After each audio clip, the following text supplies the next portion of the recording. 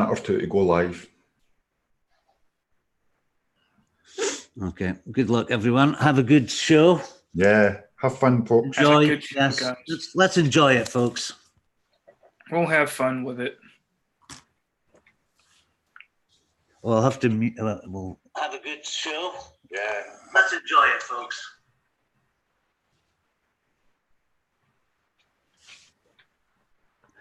Okay, I think we're live. Greetings to the Saroth Image Experience. Today we've got a glittering international panel, and we're going to be discussing the work and Magick of Austin Osman Spare. So we have, following on from our last show, which we did on William Burroughs, Carlos Castaneda and Kenneth Grant, we thought Spare would be the obvious next choice. So we've got Baz from Australia. Say hello, Baz. G'day from fine and sunny South Australia. Oh, it's very early in the morning here, so I drinking coffee instead of my usual tipple. And then we've got the great Davy Alexander from just down the road. Greetings, people. Hello. Thank you for inviting us, Steve. Great to be here. I'm looking forward to this show. We've done loads of work on it. Spare has each invaded our souls and made us insane. Agreed? In more ways than one. I'm afraid I was a little insane before I got here, but we're all it certainly didn't help things. And then, of course, Sam from the US of A, the great God's country. Hello, everybody. Stevie, I just want to say thank you for having me on. Always have a good time on here, and been looking forward to this show for a long time. It's always a pleasure. Right, so Spare, very complex character, as we all found out, because I was aware of him through Lieber Null and Psychonaut, but I'd never actually studied, or I've seen his art as well. But so going on this tense, because I mean, we're putting this stream off because Hangouts went down and stuff. So we've had a long time to mull over massive amounts of material because he was a writer and an artist and a magician. So we are going to put our cameras off at some point, aren't we, to do the main body of the thing, because we're all ashamed of our appearance. No. We have got some lovely pictures of Austin Osman Spare for the viewers to watch. Will be to be more enjoyable than looking at my face at so early in the morning before I've had a chance to put my makeup on. So will we go off? Yeah, groovy. It's a pity we didn't have some nice little music that we could play in the background. But okay, here we go. So Austin Osman Spare, when I was even thinking about approaching this show and doing the introduction on that, I thought I would start with saying, oh, he was born in 1886 and he had his first exhibition at 18 in 1904. And I realized I was just looking at a bunch of sort of jumbled dates, and what I was reading in his work and what I was seeing in his art and what we know of him through his sigils and death posture. He was much more of an interior. His life was interior, although it did spill out in these paintings and writings, mad writings that I couldn't understand at all. Weird sentence structure, bizarre combinations of concepts and words, Zos and Kia. It was all very confusing. So I thought that he didn't. I mean, you've got Wikipedia for telling about the facts of his life, and because outside, I mean, there were some turning points. I would say one was definitely him being a very early exhibitor at the Royal Academy, which got him off to a flying start when he was like in his teens, and he'd already started writing very deep and incredible books, really, but somewhat incomprehensible to me. Although I have only recently come to his writing. Sometimes what was not as obscure as some. I'd compare him in a way to William Blake in many ways as well. So he came from he was born into this art movement called symbolism, which really informed his work, I think.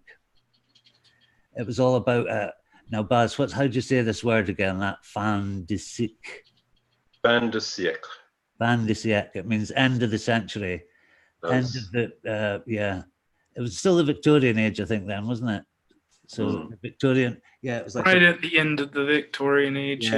Yeah. Well, he went into Edwardian times as well in his young days. It was very sort of Oscar Wilde was around at that time. He got compared a lot to Aubrey Beardsley and all those guys. And there was a big symbolist movement in Europe, which was concentrating on the sort of that came from the decadent poets like Rimbaud and Baudelaire and all them.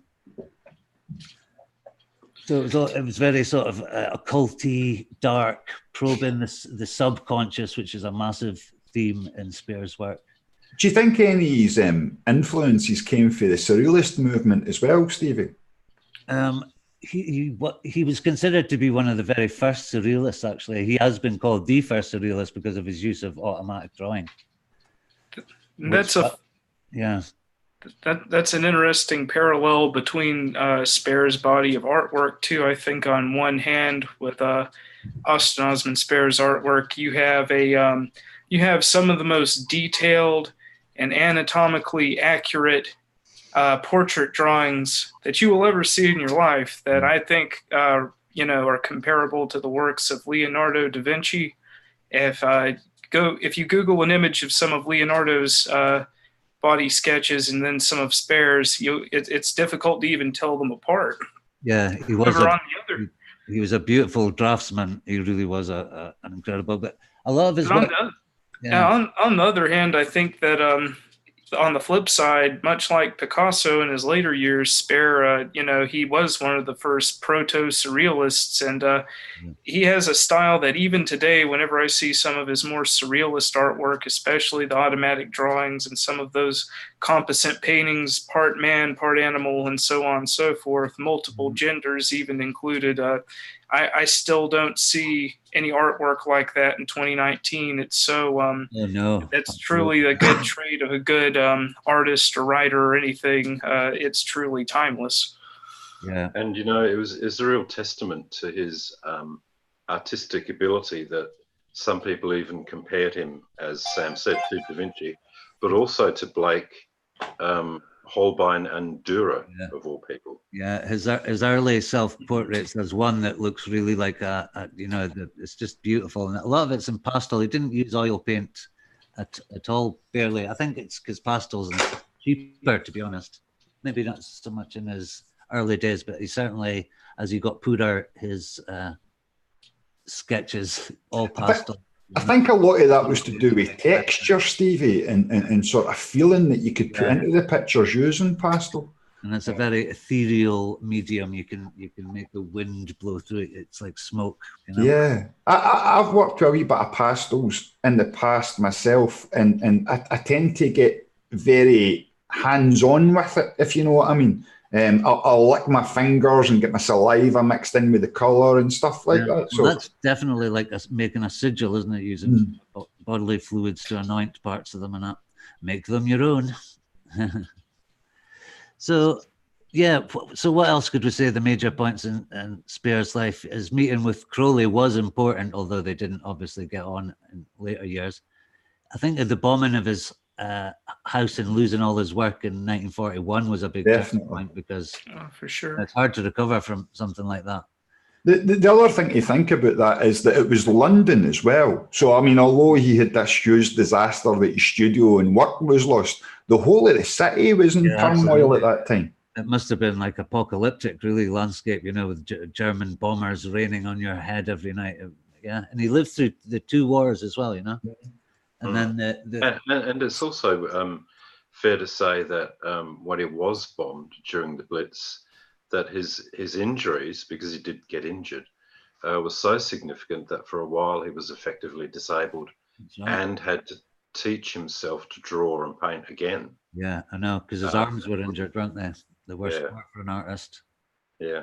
That's amazing to think of the as Sam was saying earlier, the dynamics and the body work that he done in his paintings, how exquisite they are. To think that he had to relearn that talent again. Yeah, I know. And do you think? Yeah, he probably did. His late stuff is just as consistent as his old, really. So of course, perhaps the most from our viewpoint, because we did Kenneth Grant in the last show. I think we know Spare more through Kenneth Grant. Not so much. I was able to find some new stuff on him, but it's the first, especially, all his work was kind of filtered through Kenneth Grant. So I think the last important thing, apart from his passing, of course, was his meeting with Kenneth Grant. And that's the only biographical details I think are that relevant. His dad was a policeman, blah, blah, blah. You know, you can read that on Wikipedia. That's true. Plus, you have to say, we really have to give our hats off to Kenneth Grant, because I think without Kenneth Grant sort of propagating Spare's magic and artwork through his books, which there's tons of Spare's artwork throughout Kenneth Grant's books, a lot of modern day magicians wouldn't even know who Austin Osman Spare was, and that might have undeniably affected the future of magic, in which in the late 1970s and throughout the 80s, and even now, really, you see a huge influence from Austin Osman Spare through whether it's Peter Carroll or Phil Hine or Grant Morrison or whoever it might be, and a lot of modern chaos magicians. Yeah. What I think is interesting was I Lieber, I can never remember if it's Psychonaut or Null, you know, the two books together, which one comes first, but that one by Peter Carroll, that was one of the most influential books I ever read on magic. And I got you, Spare is completely right through that, you know, but some bits, Carroll's definition of Kia seems completely different to Spare's. Yes, it does. That's a whole different conversation itself. Yes, well, I'm just segueing into that, Sam. Yeah. Well, before you do that, Stevie, maybe it's worth mentioning someone that he may or may not have met in his early life. Of course, I've forgotten Mrs. Patterson. The infamous Mrs. Patterson, the alleged witch. Yeah. Who, according to Spare, initiated him into the mysteries of sexual magic and inspired him allegedly to learn fortune telling by cards. It seems to me that there was actually a woman who could have fitted the bill, so to speak, as being a local old fortune-telling crone who was either known to the Spare family or known by the Spare family. And it seems that Spare may have used this character as a jumping off point, or as an anchor for the public discussion of his early beliefs. I tend to believe that she was a fiction that was taken up by Spare for whatever reasons there may have been at the time, and the fiction just became a very fecund and fertile thing to embroider upon. Certainly the Grants have used the idea of Patterson to cast Spare into a milieu, a context which brings him directly in opposition to Crowley, if you like. Yeah. Whereas Crowley has his string of Scarlet Women, and Dali, Salvador Dali, had his wife Gala, who were, if you like, the Shaktis to their Shivas. Yeah. Spare didn't have that. He didn't have a real person or a series of real persons. Do you think this was done to gain celebrity, Baz, or to gain notoriety amongst the public? I think it was done by the Grants in order to build up the myth of Spare. And I think Spare, being a little bit of a trickster and a con artist, went along with it for a time. But the important thing to ask about Patterson, was she really a witch? Did she really have this connection to old Salem and the old heritage of, ancient Lovecraftian beliefs. I mean, that's an interesting thing that gets woven into the early life of Spare and taken up very much these days by fans of Spare. Yeah. Because it was implanted so strongly and so well by Kenneth and Steffi Grant. It was supposed to be that was it his sister that had said that she had some sort of memory of Mrs. Patterson being a family friend at one point, and then Perhaps. later on sort of recanted that and said that she had no memory of Mrs. Patterson. Also, yeah. Also, perhaps, yeah. But I think that when a young Kenneth Grant or a younger Kenneth Grant met Austin Osman Spare, Austin Osman Spare, and you say he took advantage of the situation a little bit, Baz. I agree with you, because I think Austin Osman Spare realized it's like, okay, this guy's really starstruck with me. He's publishing books. Maybe I can use this to my benefit.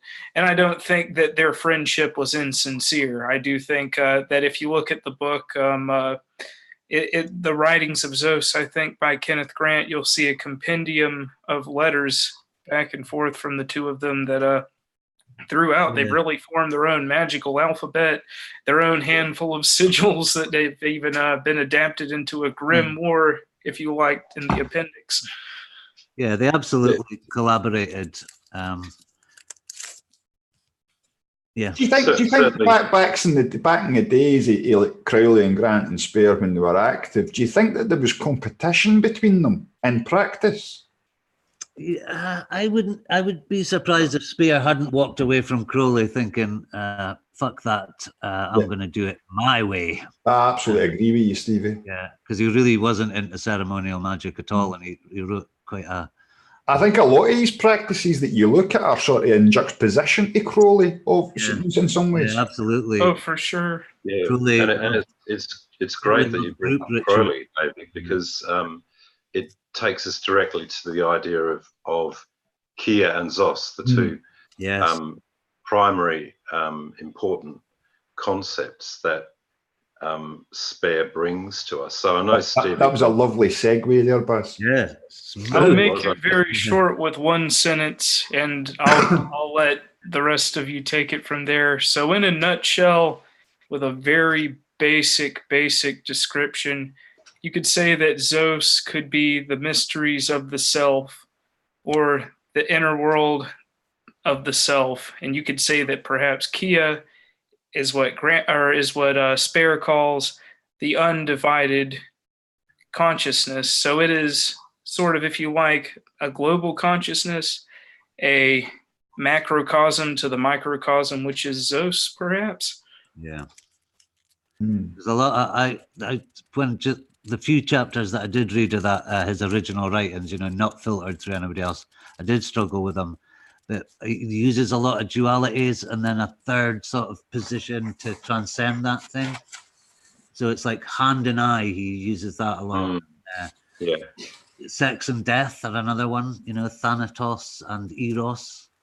And the name, there's Peter Carroll. He had a magical order, and it was called the Illuminates of Thanateros or something, wasn't it? So they took that from Thanatos, as well. Yeah. That was Spare's magical name, wasn't it? Yeah. I think that the concept of Zeus itself is very Saturnian nature. Zos, or sometimes he even used the name Zel, Zediel, but more commonly Zos. You might give a description too by calling Zos maybe the special field of activity for Kia. It may be equivalent to the alchemical vessel that we know in ordinary magic. It may be the place of art. It may be wholly our bodies or Spare's body, but it may also be a kind of hadith or geb, in contrast to nuit and nut. It may also be, Zos may also be the ordinary mind, which is the container of life.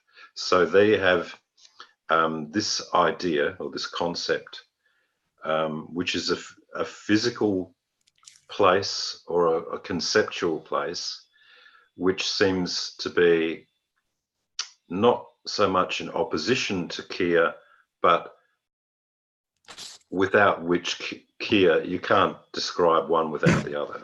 Yeah.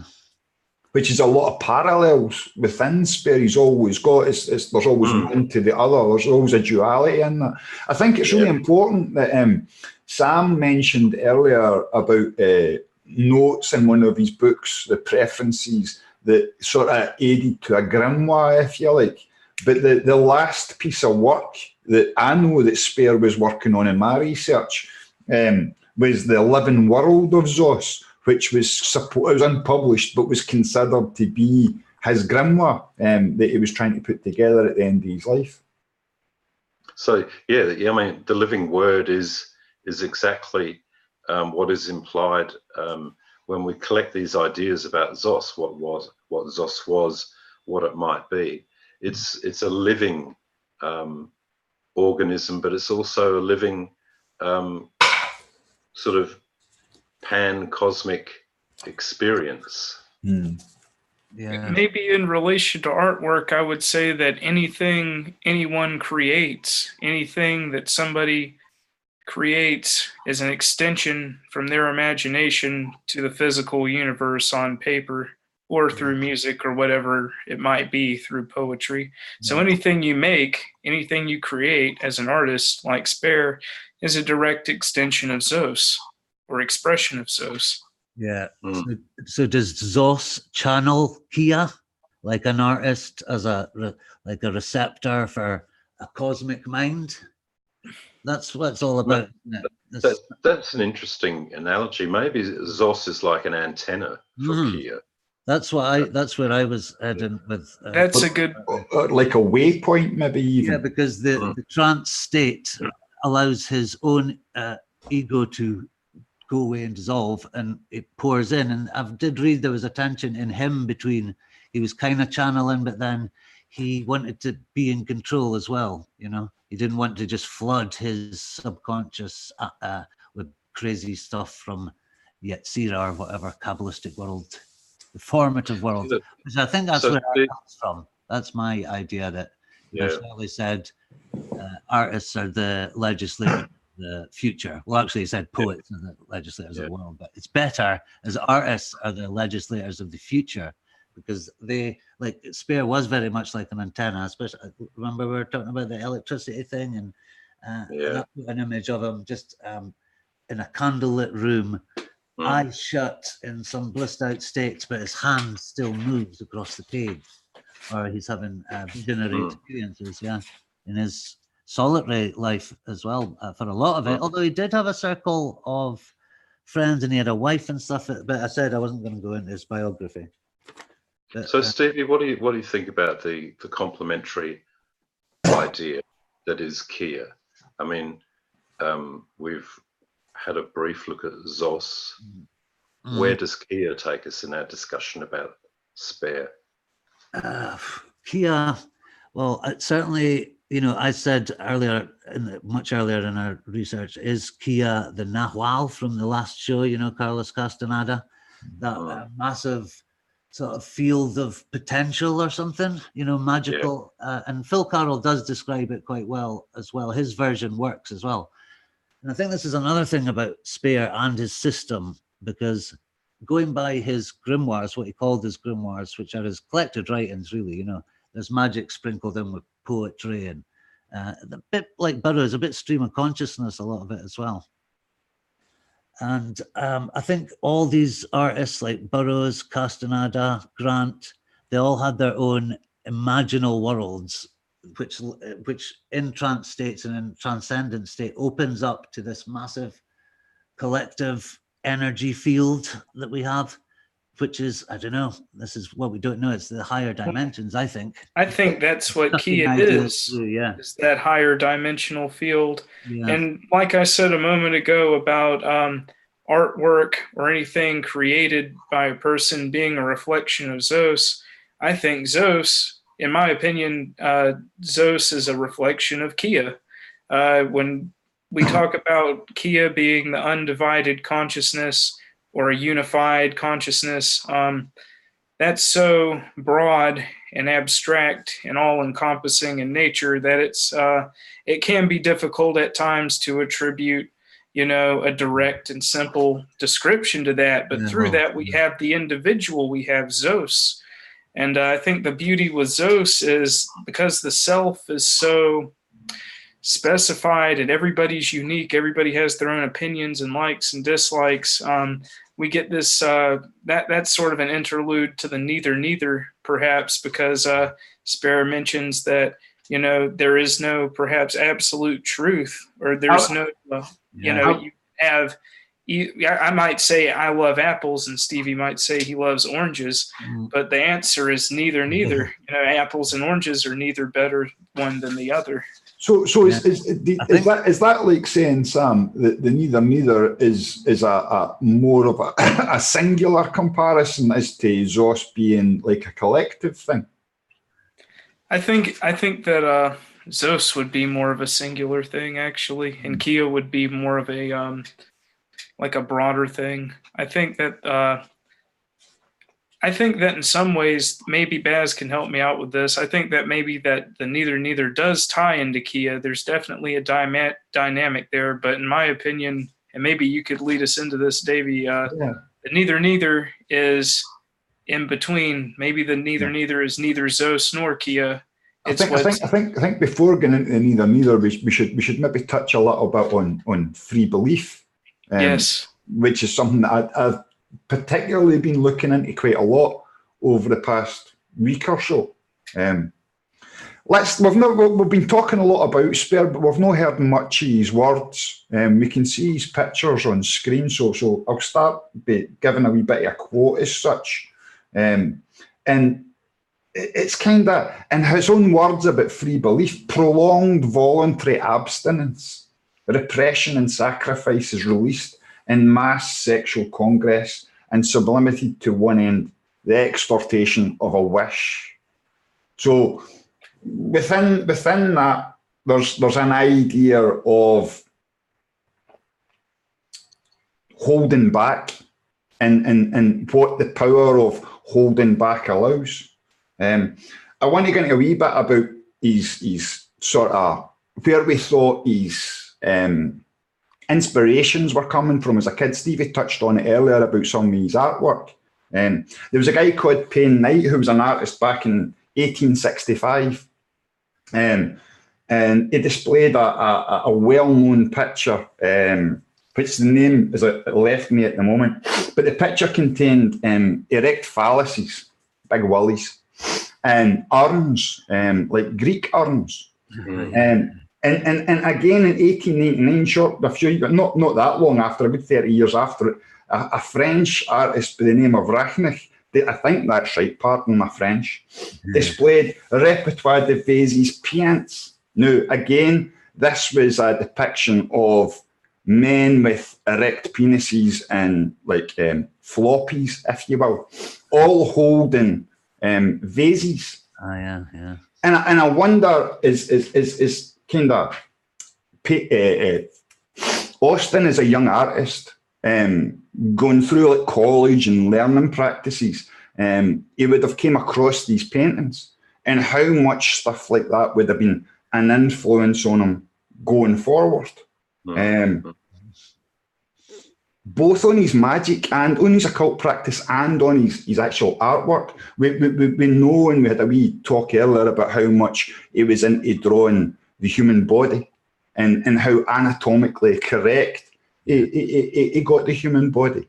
And that was very much in his early life. As his life went on, as he started doing the automatic drawings, I don't want to use the word pornography, but a lot of his automatic drawings kind of contain grotesque pornography as well. And that's like a total opposite side from the beautiful anatomical drawings that he had done when he was younger.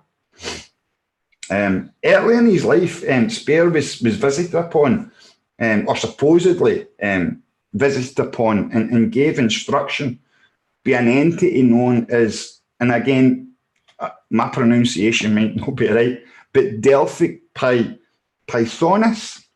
Pythoness, thank you, Baz.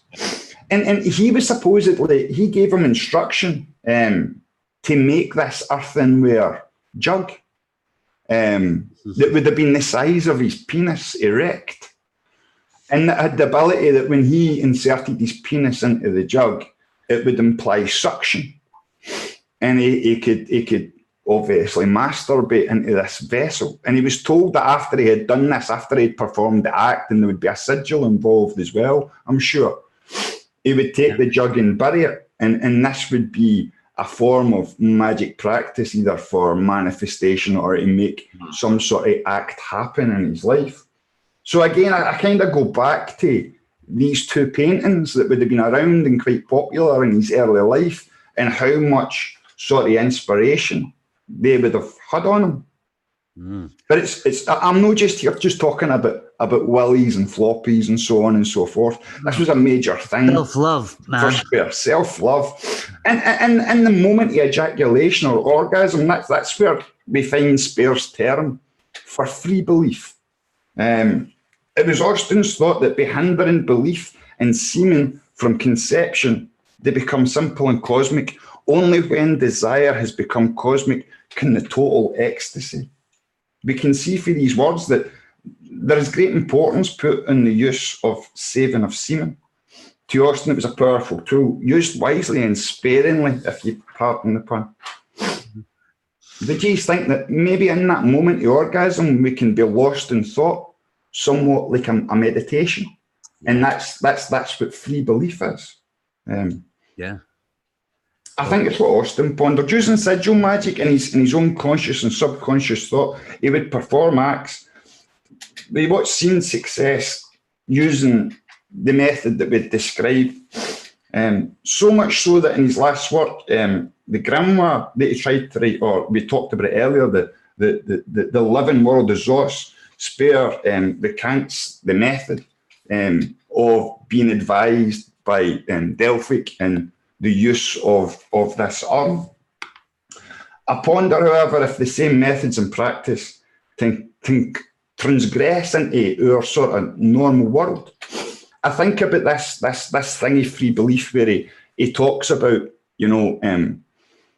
building up, not abstinence, say, from masturbation or abstinence from sex, so that the semen that he produces at the point of the act is all powerful. I wonder if that can transgress into other things, like abstinence for alcohol, or abstinence for drugs, or abstinence for chocolate. I think there's a direct parallel there between what you're saying, Davey, and the idea of the death posture, which we'll get to later. Such that there is the dynamic there is tension and release. And in that point of release is where I think Spare is taking us into the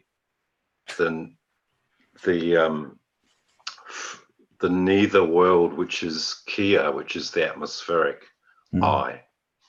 Yeah, it's like the good old astral world, isn't it? He projects himself in another reality, and in his automatic drawing and stuff. Yeah, it's all about him. It's this shamanic experience all over again. It's somebody sitting in a darkened room, getting in an altered trance state with various methods, and the methods are very interesting. You know what I mean? That's what Magick's all about, isn't it? The method. So I see free belief as being a sort of open door, if you like, to the neither world, or the neither state, as I like to refer to it as. Nothing is true, everything is permitted is another Burroughs thing that echoes with Spare very well. They all tie in very nicely, these poor people that we've and what Spare suggested was that you don't throw away beliefs. You don't judge them. You don't apportion them value.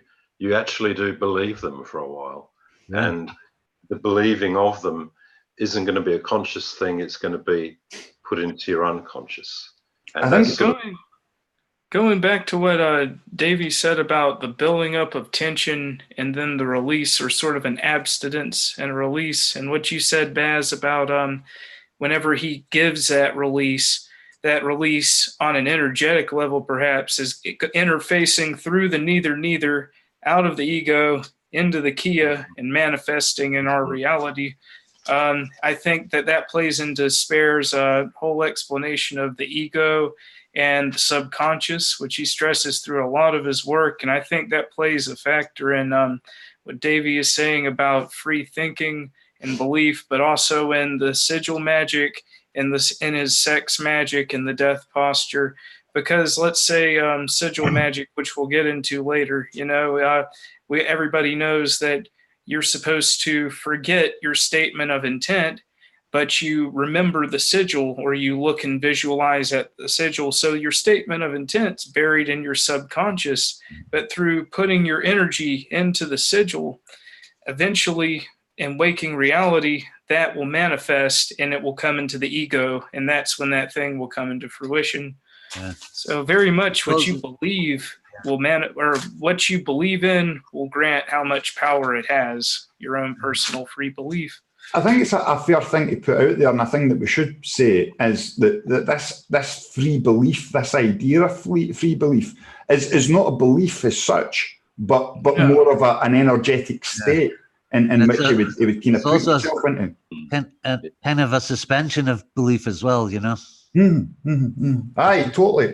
But we're neither state. It's almost like quantum. You know, the stuff I've been thinking about, and this D-Wave computer thing still freaks me out about the apparent quantumness of it. And I think artists like Spare, there's it's constant balancing and then turning it so it's always slightly off balance for him. I find. Yeah. I think that kind of, if something's perfectly balanced, it doesn't create, So I think by the tension and release, that's a lot about the cycle that an artist does go through. And he did say sometimes he wouldn't feel like he could summon anything, he would just he'd have no energy. And then like artists tend to have bursts of energy, So yeah, it's interesting. Was he a receiver? Yeah, groovy. I think one of the interesting things, Stevie, you mentioned D-Wave there, and that sort of it brings us bang up to date, if you like, modern technology. Not that we want to go down that road, but I think there's a comparison to be made when Geordie Rose, the kind of creator and promoter of D-Wave, if you like, talks about being able to reach through to other dimensions using the power of this technology. And he refers to beings of H.P. Lovecraft standard, like the old ones, being actual entities that exist, but have no apparent desire to have anything to do with us as a species or a race. I think there's some sort of comparison to be made about the other dimensions in the neither, maybe. Oh, absolutely, perhaps. Absolutely, bang on, yeah. Grant has even made that parallel many times before in his books. I can't even give one specific book because he's stated it in multiple ones. But one example I remember him drawing between Spare's neither is basically echoing exactly what you just said, Davey. It's the same as when H.P. Lovecraft describes beings in between realms. It's the same as the neither, and we even see this with Lovecraft's descriptions of the great old ones and in Spare's artwork. So there's a classic picture that Spare did that it's kind of shaped like a flower. However, the petals are like kind of a face, and instead of having petals at the top, they're dead birds. So can you tell, is it a flower? Is it dead birds? It's neither of those things. It's neither, just like whenever H.P. Lovecraft has these dreams, and he will say, in the Call of Cthulhu, he'll say, I am attempting to describe what I can't fully describe. I see this, part dragon, part octopus, part, whatever, or how could he possibly describe Yog-Sothoth or Azathoth for that matter? There's so much disorganized chaos that it's neither. Mhm. So I do think that the great old ones exist on an in-between level that is similar to the neither concept, or even the meon, if you want to use the Greek word that Spare was getting to. All these Well, worlds are peppered with weird inhabitants. You know, I mean, the description of Cthulhu could be like a goetic entity, couldn't it? Like with a mixed, all weird hybrid animals and stuff. And you see it again and again and again. So It's funny. Obviously been going to this neither interzone, universe B, you know, all the different names for it, the astral plane, you know. It's funny you mentioned that. Just to go back to what Davey was saying about the D-Wave computing, Spare and Grant describe the object of all of their struggles in this area is to achieve a new state of mind, which is also an ancient state of mind. Wow. But both of them referred to it as the new flesh. So there's this dichotomy between what's new and what's ancient. And in this D-Wave so-called technology we're seeing today, there is the implication of things being two states in one. So Davey, you mentioned it. Yeah, I think one of the, again, I'm not want to kind of take us off on a wild ride down AI and technology, but the basic principle of where we're at just now is a company called Sanctuary AI, who are at this moment in time having synthetic humanoids walk about Vancouver. And in an interview by one of the creators that I'd done a video on a few months back, she states, Suzanne Gilder, thank you, Baz, states that there's a possibility of being in two places at the one time, operating these machines. Like you can put a suit on and you could be in Glasgow, for instance, and the android could be in New York, and you could essentially be in the body of the android while you're in Glasgow. That could get very complicated. Yeah. Especially if you drink a lot. Cheers. It makes me come back to the kind of neither thing. The reason I was asking earlier about, you know, what's the comparison between neither and Zos is because when I listen to you talk and in my readings of the past few weeks, it seems to be that there's two separate states, so to speak. So, you know, do we see a difference between these two states? One of the things that I get from a neither is that it was a place of comparison, obviously. But yes. he would use this as like, well, I've wrote, by placing oneself in a place of nothingness, and then have the ability to bring comparisons from daily life or struggle, if you like, to be able to examine all aspects of such things in the neither. I use, for example, me moving out of Glasgow. I was an absolute party animal in Glasgow and not the person that you see in front of you right now. And it got too much for me. And I decided to move myself to the side of a hill in the middle of the countryside, effectively nowhere or nothing. Mm-hmm. And I embraced this nothingness in my life, into my practice, into my daily living, almost gave up everything. But in doing that, sort of saw a new pathway forward, if you like, and that's what kind of brings me to the table today, so to speak. Maybe that's where my interest in Spare lies, is the comparison with my life and his life, so to speak. Yeah, I think that when you read about Spare and look at his paintings, he does seep into your thinking and into your. I think it was the same with when you're researching an artist, you really do start to sort of fall into sync with his processes or something in a weird way. So you think through the lens of that particular person that you're heavily focused on. And if they're a clever man with not methods and beautiful art, writing, poetry, it's just studying him has been a bit of a magical experience again. Can I give you a random quote, Stevie? Oh, please do. And it's well, it's not so much a quote, but I guess it's paraphrasing Kenneth Grant, where he's saying that all feeling touch, which is Zos, which is the hand, and all seeing or all vision, which is Kia, the atmospheric eye. These two things, are the instruments of desire, which the artist or the sorcerer is ever seeking to make into flesh. So our minds tend to make this binary comparison between what's one thing or the other, neither this nor neither that. But Grant makes it pretty clear that there isn't any real duality. There's only a duality in our minds. Yeah. And the way to get over this duality is to embody these principles, which Spare showed us how to do in his life and his work.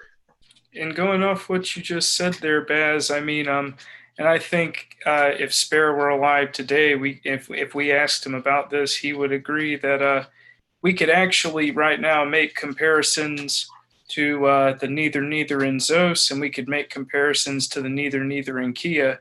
But which is it? Is the neither Zos or Kia? It's neither of these things. Yeah. It's an operation. You know, we have which is the principle in neither, yeah. We have the neither manifesting from within Zos, from within the subconscious through the ego. And then we have the neither also in Kia being the undivided consciousness. You know, since it's undivided, it's not singular, it's not Zos, it's not like us. So it's similar to both, but which one is it? It's neither. It's in between Zos and Kia. So well, it's like, yeah, just that liminal space where all the magic happens. Exactly. I've got a note here that goes on about this. I think it's the same thing, Sam. This is the state referred to, past beyond conception. It's a place that it can't be balanced, as it implies only to itself. So it's only the one thing, but the thing in itself, if you kind of if you class that as being nothing, it becomes something itself. If you know what I mean. So it's a duality again, yeah. In Kabbalistic terms, you know, we talk about the Ein, the Ein Sof, and the Ein Sofor, and there's this saying, there's always a zero before the one. Well, even the zero before the one that's the formula of zero equals one. The zero before the one is still one, because it's zero. Zero is one, because zero is still something. And that nothing. And that's very much in the neither as well. That sort of relates back to D-Wave as well. It relates back to H.P. Lovecraft as well. Yeah. His term trans-Yugothian consciousness, but we won't get into that.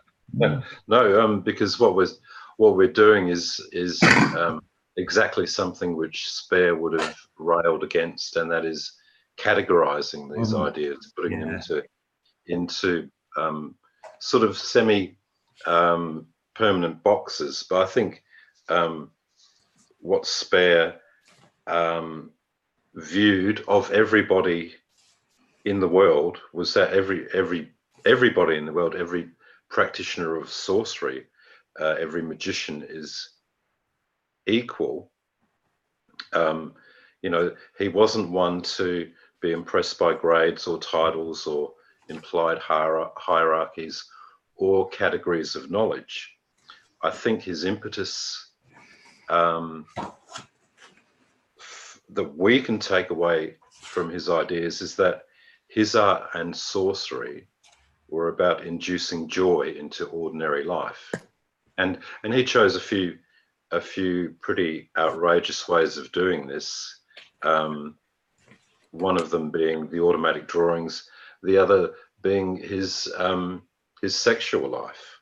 So when we're given these ideas about sexual practice that he may or may not have done, but he certainly would have considered, we're being told that these things aren't just for, you know, the ceremonial elites. They're for everybody. Right. That's true. I think in that sense, I would even make the argument that perhaps chaos magic or Zosky occultus could even become the magic of the future, simply because it's not hindered by long, elaborate ceremonial rituals, robes, degrees, things of that nature. Not that say anything against that, but it's more practical. It's something that everybody can do if they have a pen, a piece of paper, and a brain. And it's something the businessman or the man on the go can do. It's something that even the man in poverty can do that can't afford all these fancy robes, which was one of Spare's criticisms of brilliant point, actually. Yeah, that's where the chaos magic sort of ethic came. It was to overthrow that overlay, ceremonial, expensive, exclusive. You know, who could afford to? You could at the turn of the century if you were from a rich family like old Crowley, but exactly. someone like Spare just couldn't, and it's very prohibiting.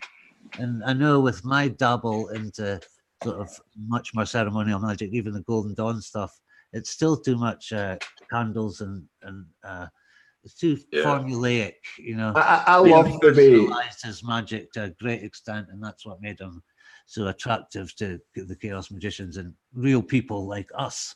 Yeah, I love the way that he makes it so practical and easy because it's all within what you have yourself. And the ease of which he done things. There was a story I read, I can't remember the reverend's name. He wrote Necromancer, Reverend something Brown, maybe. And at the age of 17, Spare spends the weekend with this reverend. And on a sunny Sunday afternoon, they're out a stroll and it's a blue sky, not a cloud in the sky or whatever. And the reverend, who knows of Spare's interest in the occult and some of his practice at a young age, says to him, well, go and make it rain then. So just as he does that, he produces the back end envelope, bang, bang, bang, sigil, concentrates on it for 2 seconds, and then dismisses it. They take 10 steps and it starts raining.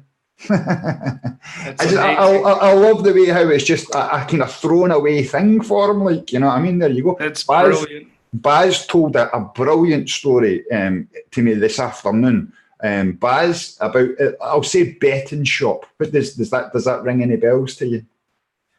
Well, it's really interesting. Spare was prone throughout the whole of his life to read fortune-telling cards, and he famously produced his own tarot deck. He produced some rather obscure fortune-telling cards, but he produced what I think is hugely hilarious. These cards called the Surrealist Racing cards, which were designed to help people make bets on horse races. And obviously, I haven't seen them. They were a real thing. They were advertised in the newspaper. He intended to make a bit of money from this. But what I also think he was doing was allowing people their common happinesses, the things that make them happy in their lives. They may not have a lot of money. They may not have had a lot around them, but they might probably have been able to sacrifice £1 on a horse race. And I think him doing that is really emblematic of his aesthetic and his sensibility. I agree. And a very practical way to sustain his life as well, Baz. Well, yeah. I'd have to add on to that. You know, I saw an interview. We mentioned Kenneth Grant earlier. I saw an interview about a year or two ago with Michael Bertillot on a Cult Personality podcast. And on the second part of the interview, towards the end, they asked, who's your favorite artist? And he said Austin Osman Spare without hesitation. And I think these stories of both the horse race and of the making it rain. And going off of what Stevie said about the reference to shamanism and its practicality, Michael Bertillot even said, in the sense of Voodoo, you could say that Spare was a Bokor or a Hungan because he's the one creating the sigils. He's the one creating these things at the most primal level. So I think that's very fascinating, and it shows that he had direct results with it. He knew he had a very fluid and very for its time and very admirable dichotomy between psychology and magic, I think. It's interesting. So, where do we go from here? We've discussed neither. We've discussed free belief. Let me butt in with sigils, I think. So if you discussed, I'm sorry, I knocked something down. If you discussed free belief, and if you're done with free belief and neither, I want to go into sigils. I think sigils would be a good place to go, Baz. Baz? Sam, sorry. Well, we're all here. I mean, We're all done.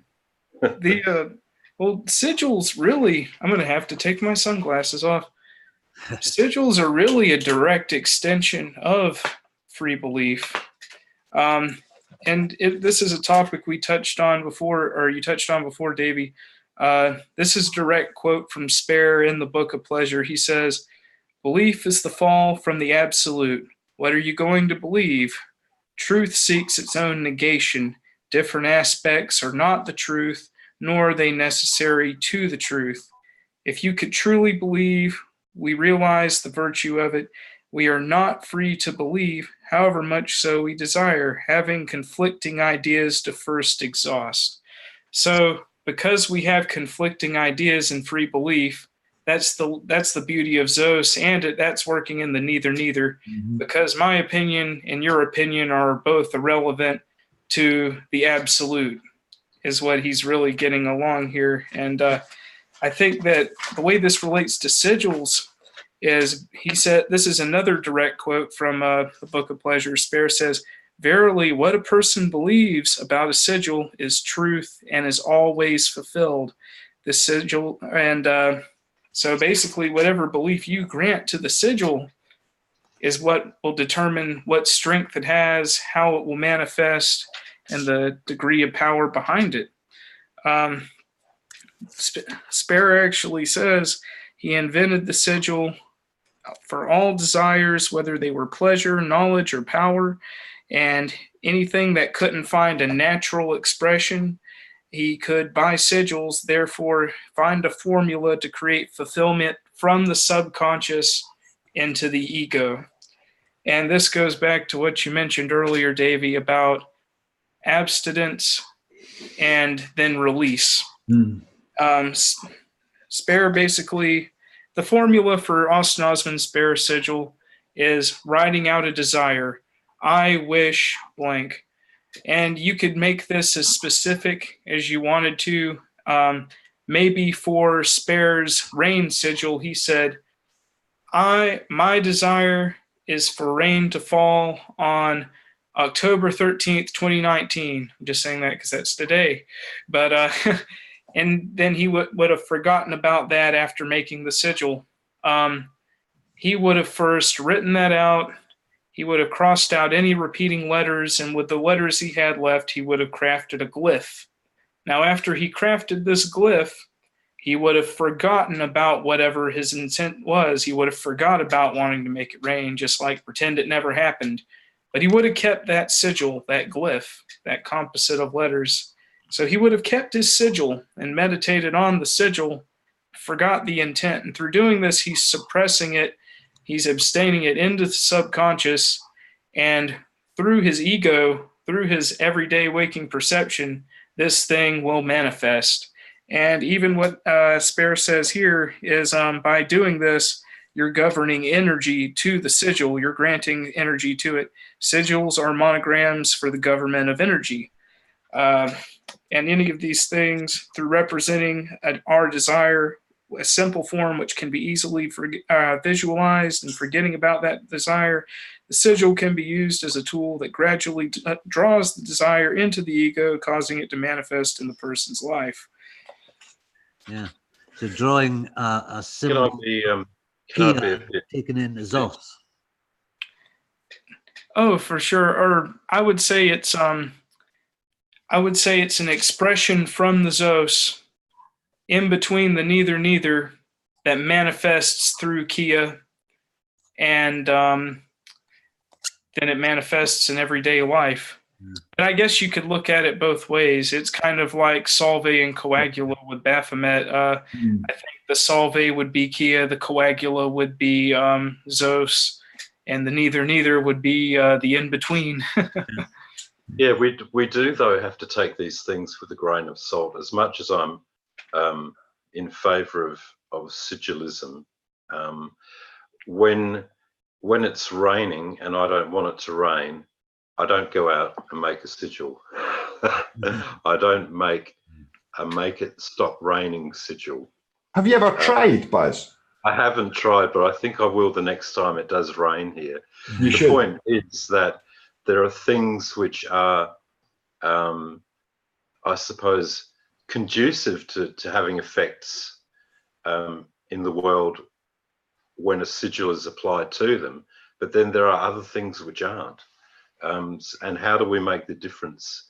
How do we find the difference as practitioners and as people? You know, what decisions do we have to make about when to sigil and when not to sigil? Sigil, yeah.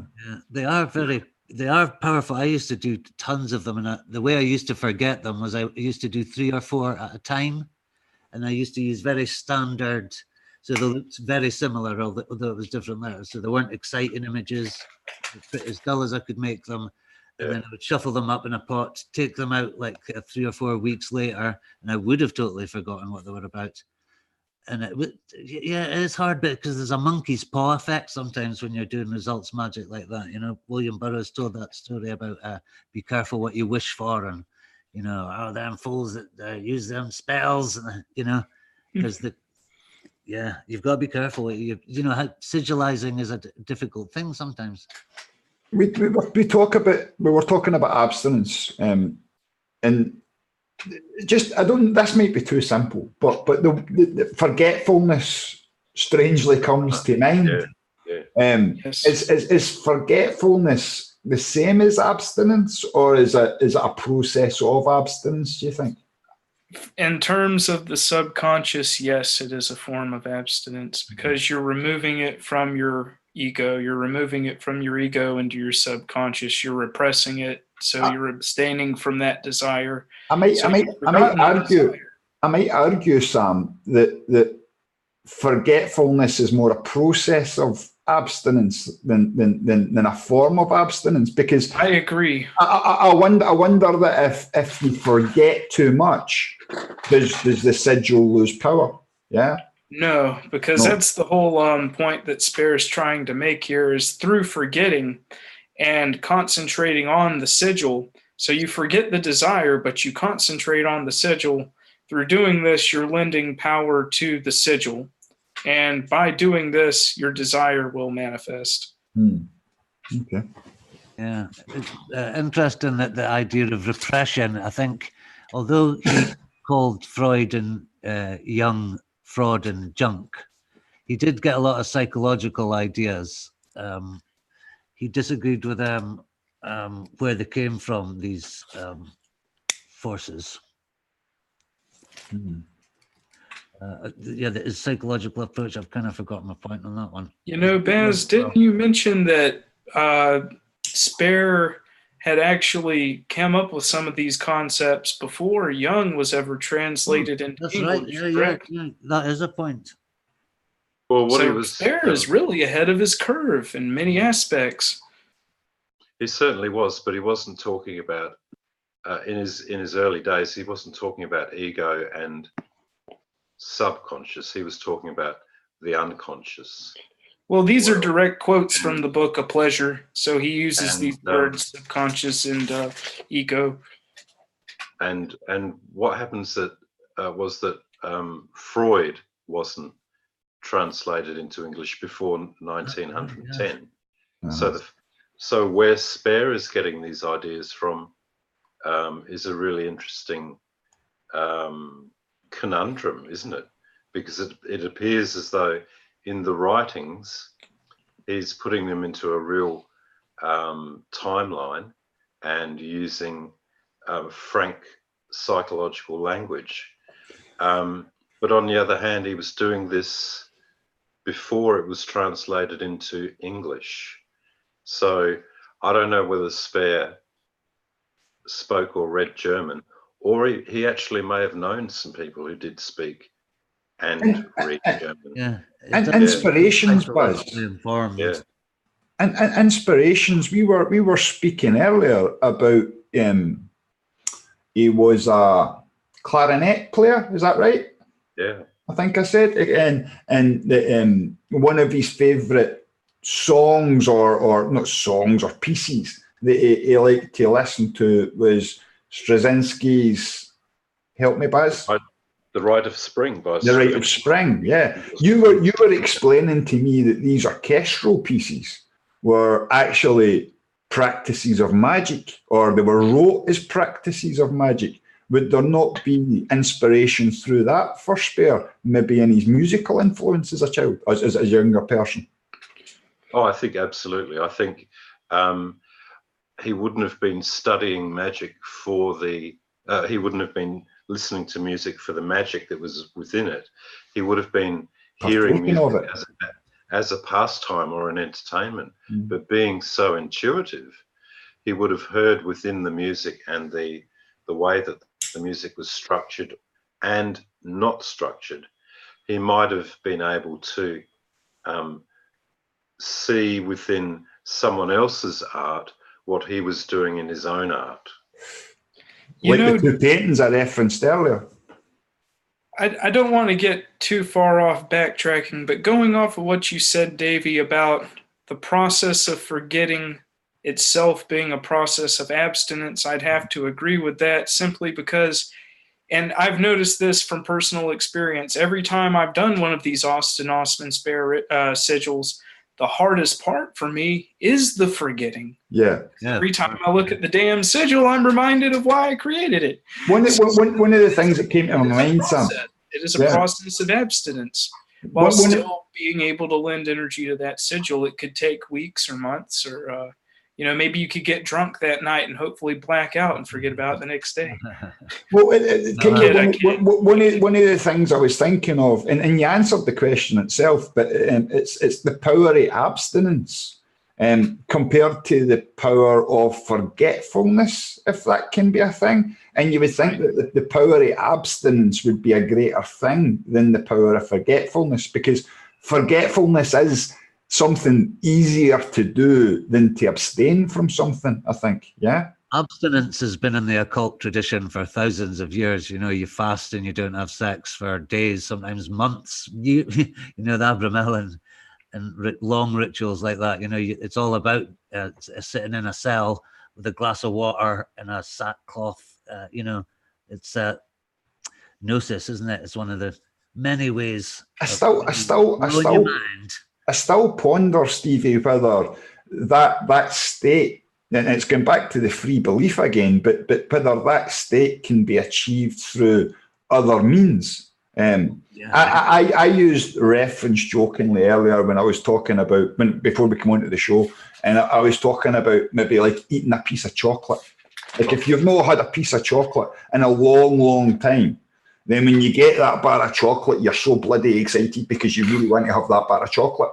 And almost like unwrapping the wrapper and concealing the pleasure inside that wrapper is almost like a sexual thing, or it can be a sexual thing. But think about when you break it. Yeah, and you put that chocolate onto your tongue, and in that moment of taste, there's like a single solitary moment of bliss right there. Now, could that be the same sort of ecstasy that's coming about through free belief? We don't know how to kind of extend it, so to speak. Yeah. And it's in the meditation, it's the extension. One example of how he does this is the death posture, oddly enough, Davey. If you segue. Nice. Well, we talk about this building up and then release. And this doesn't have to do so much with the subconscious and the ego as much as it has to do more, I think, with a physical, energetic, yogic build up and release. So there's actually a preliminary ritual. This is sort of a two-part ritual, and this isn't something a lot of people know because most people think of the death posture, they just think of the death posture itself. But there's a preliminary ritual that Spare recommends, and it's a black mirror scrying ritual.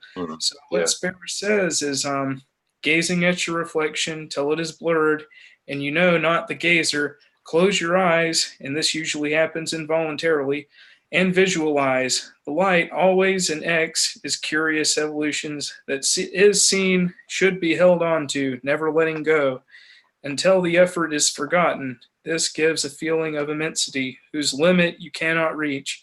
This should be practiced before experimenting and foregoing.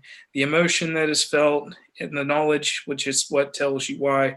So when he says always in X or hold on to X until you forget, whatever your desire is during the scrying ritual, just similar to the sigil, you're doing the ritual, you have this intention, you're scrying, your image dissolves, you close your eyes, but you hold on to that, you try and hold on to that idea until it slips away. And then after that slips away, that feeling, or if there is a revelation through the mirror, which can realistically happen, under that kind of ritual circumstance, that is going to necessitate the outcome of your death posture ritual, which is what I'll get into next. And yeah, what you're suggesting, Sam, is that Spare might have used this death posture as a preamble to, say, perhaps the automatic drawings. Oh, for sure. Yeah. I think so. And there's even an automatic drawing of the death posture. Well, yeah. How recursive is that? Yeah. So that's a perfect parallel for sure. I think that, and I won't get to a far off subject because I do want to explain the death posture, but I think the cool thing about this and what I hope the viewers at home are getting is between all these practices, sigils, free thinking, death posture, automatic drawing and writing, this is a reoccurring theme through which Spare's magic operates. And I hope that this is becoming clearer as we go on. Sam, can I ask a quick question? Can I ask a question? I want to go first. Why is it called the death posture? I'll get into that. I'm going to be my question, David. First, listen. My question was going to be, what dies in the death posture? I'll answer both of those questions, but first, before I can do that, I want to describe the death posture ritual. Then I'll answer both of your questions. Because I do have the answers here.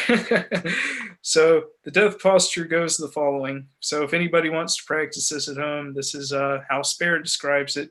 And it's a yoga position, oddly enough, a very and it even kind of relates to what Baz mentioned in our last group live stream about Carlos Castaneda being buried alive in a coffin to induce a state of, you could even say gnosis through fear or tension.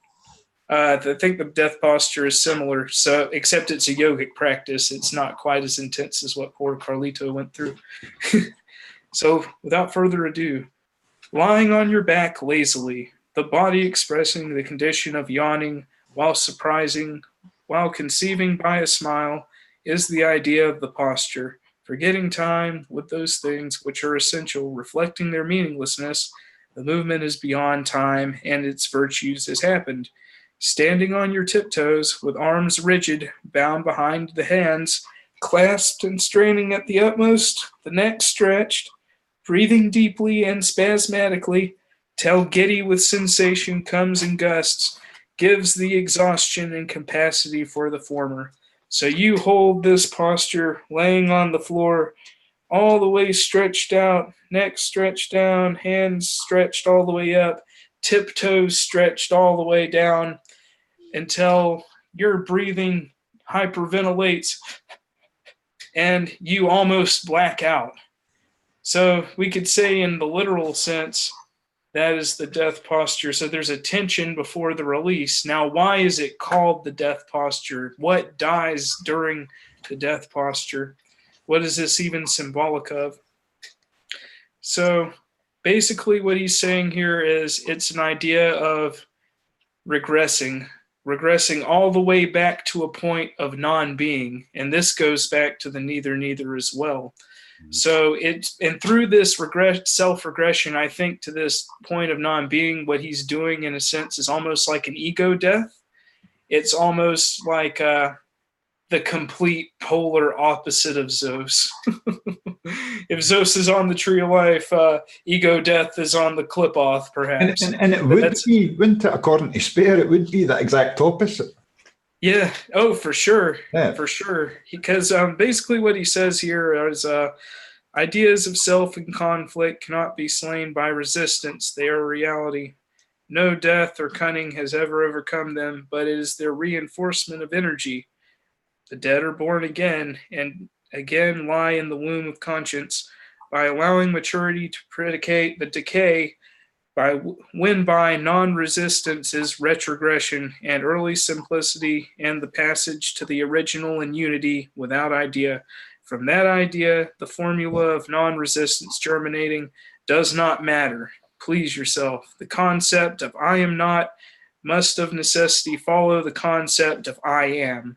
So we have I am and I am not. That's another idea of the neither. Yep. You know, you have gone from your state of being, you've basically died through the death posture, through this physical exhaustion, this physical exertion and released into the neither.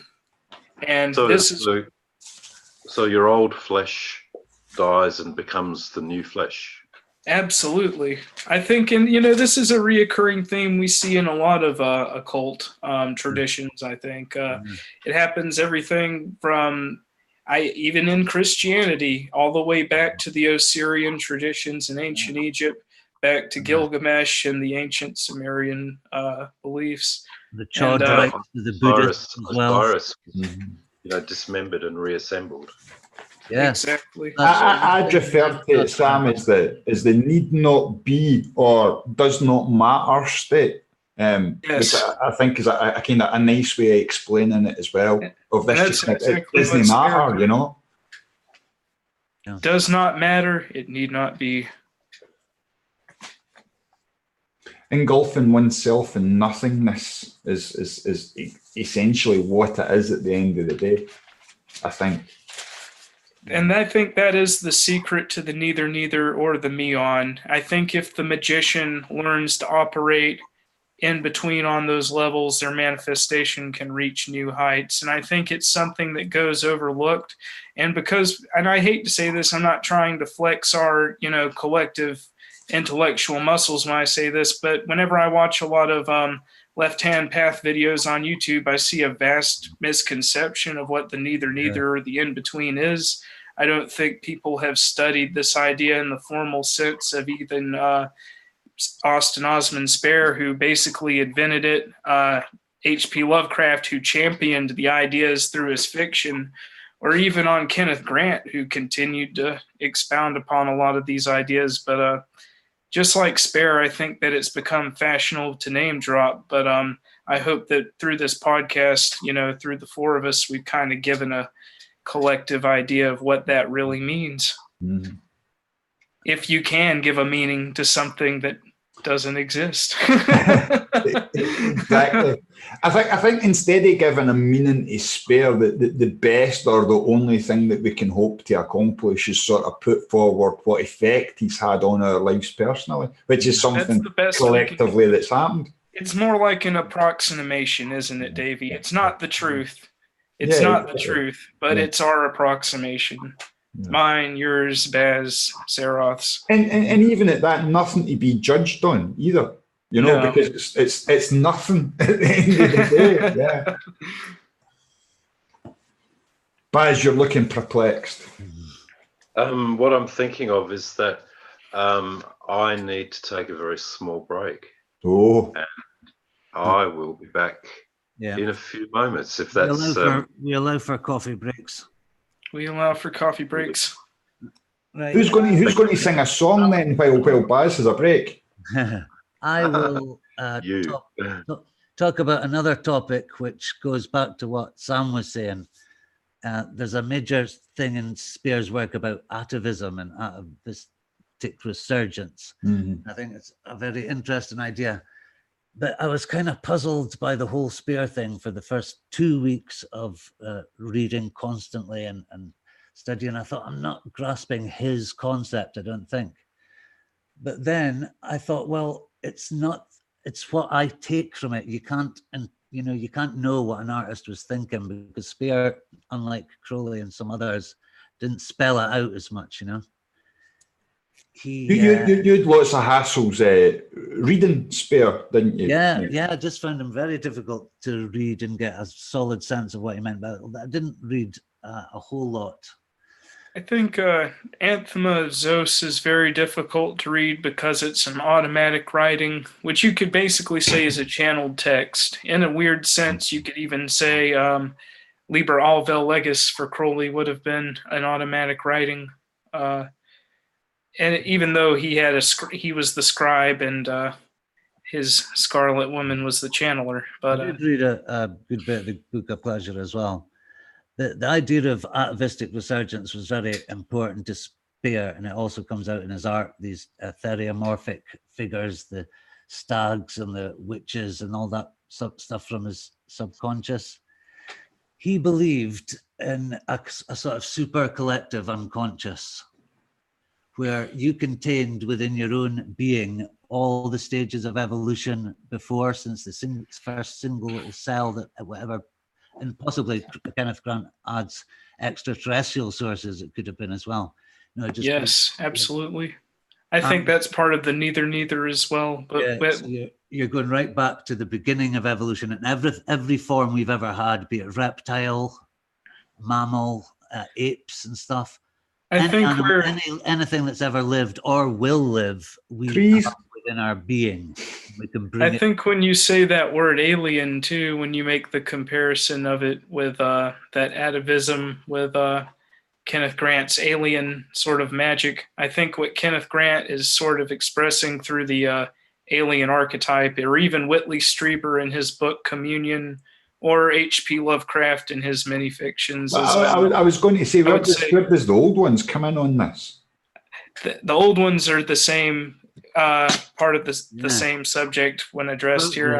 I think the old ones and everything else I just described, whenever you talk about these alien energies, alien consciousnesses, you're talking about something, not necessarily a man in a little spaceship who goes through outer space, but you're talking about something in the consciousness that is so far removed from our human concept of being that it becomes difficult to appreciate it from a human standpoint. And I think that's why a lot of people determine it's either evil or it's horrifying, which it can be horrifying.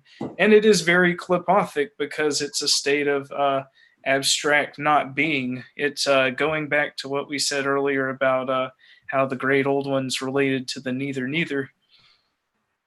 Yeah. Stevie, what you mentioned about after I mentioned that about the great old ones, what you said about the Goetia, which oddly enough, I think Dictionnaire Infernal and the Goetia would have been Renaissance era before Spare. But the fascinating thing between the artwork you find in Dictionnaire Infernal and in Austin Osman Spare's sort of abstract, surrealist, composite man-animal, satyr, whatever it might be, is you do see that sort of surrealism in the Goetia, a lot of part animal, part person deities. And it does make you wonder if those, for lack of a better word, archetypes or thought forms might be from that same part of the neither, from a darker place of abstraction. Yeah, they absolutely are. I've got this idea of magic as self-perfection as well, that all artists are working towards some transcendental thing that they're going to reach. And Stevie, how are we going for time? how long have we been going? I've totally lost track, to be honest. I think we've been going for an hour and a half, guys. Brilliant. Yeah. Or thereabouts. Baz, When you were talking about, I said, did I pronounce this correctly, Sam? Satyrs? yes. The Valley of Fear. That's every single page in the Valley of Fear is basically what we call satyrs or man beasts or like a chimera even, I think would maybe a better word to use, of various different animals from dragons to goats to pigs and cows. And I don't see a lot of reptiles in there. And I'm only saying that because Stevie mentioned reptile earlier. Well, we have a reptile brain. Definitely in Spare satyrs, there's a lot of sort of dragons and clouds I see quite a lot, and looking through the Valley of Fear, definitely, and Dragon armadas. dragon armadas, oh no, Oh no. and lots of kind of cloven hoofed and horned sort of men. Yeah. Lots of cloven hoof and horn men. I mean, obviously connotations with the devil and so on, but I don't think that's where he was going with it. Well, I think that It was maybe deliberately left-hand path, though. He definitely is an exemplar of the left-hand path, really, isn't it? Funny you mentioned that. I think that both the idea, and Baz asked me the other day if I would consider Spare a Satanist. And I would say that maybe in the most forward, outward sense, you would say Spare wasn't a Satanist. But when you really examine his concept of Zeus and you examine his artwork, I would say in an idea, he doesn't embody the Christian stereotype of a Satanist at all, which some people play to their advantage, like Anton LaVey, who I love very much too. But Spare did it more in the ideas that he put forth, the ideas he represented, I think, through Zeus, through being self-consciousness, isolate self-consciousness, the gift of Satan, Eshu in the West African traditions. I think there's a danger in what Baz said earlier about not trying to categorise Austin or any of his work per se, and there's a danger that we might do that by using such words as Satanist. If I can throw one out there, if there's something I was going to call him, I would say he was a realist, simply because of the method of his life. He lived a poor life. The joking story about the betting cards that he had made for to allow himself to make a few bucks. I mean, yeah, occult practice was a big part of his life, but how better would it be of us not to call that occult practice and just say it's a way of life? And therefore that would make him a realist, yeah? Or maybe you could call him a free believer, Davey. Yeah. What I think you wanted to show us was some images of his automatic drawings, and what I imagine you're going to show are pictures of, elementals, plants, familiars, satyrs, cliffothic faces, animals, and grotesque things.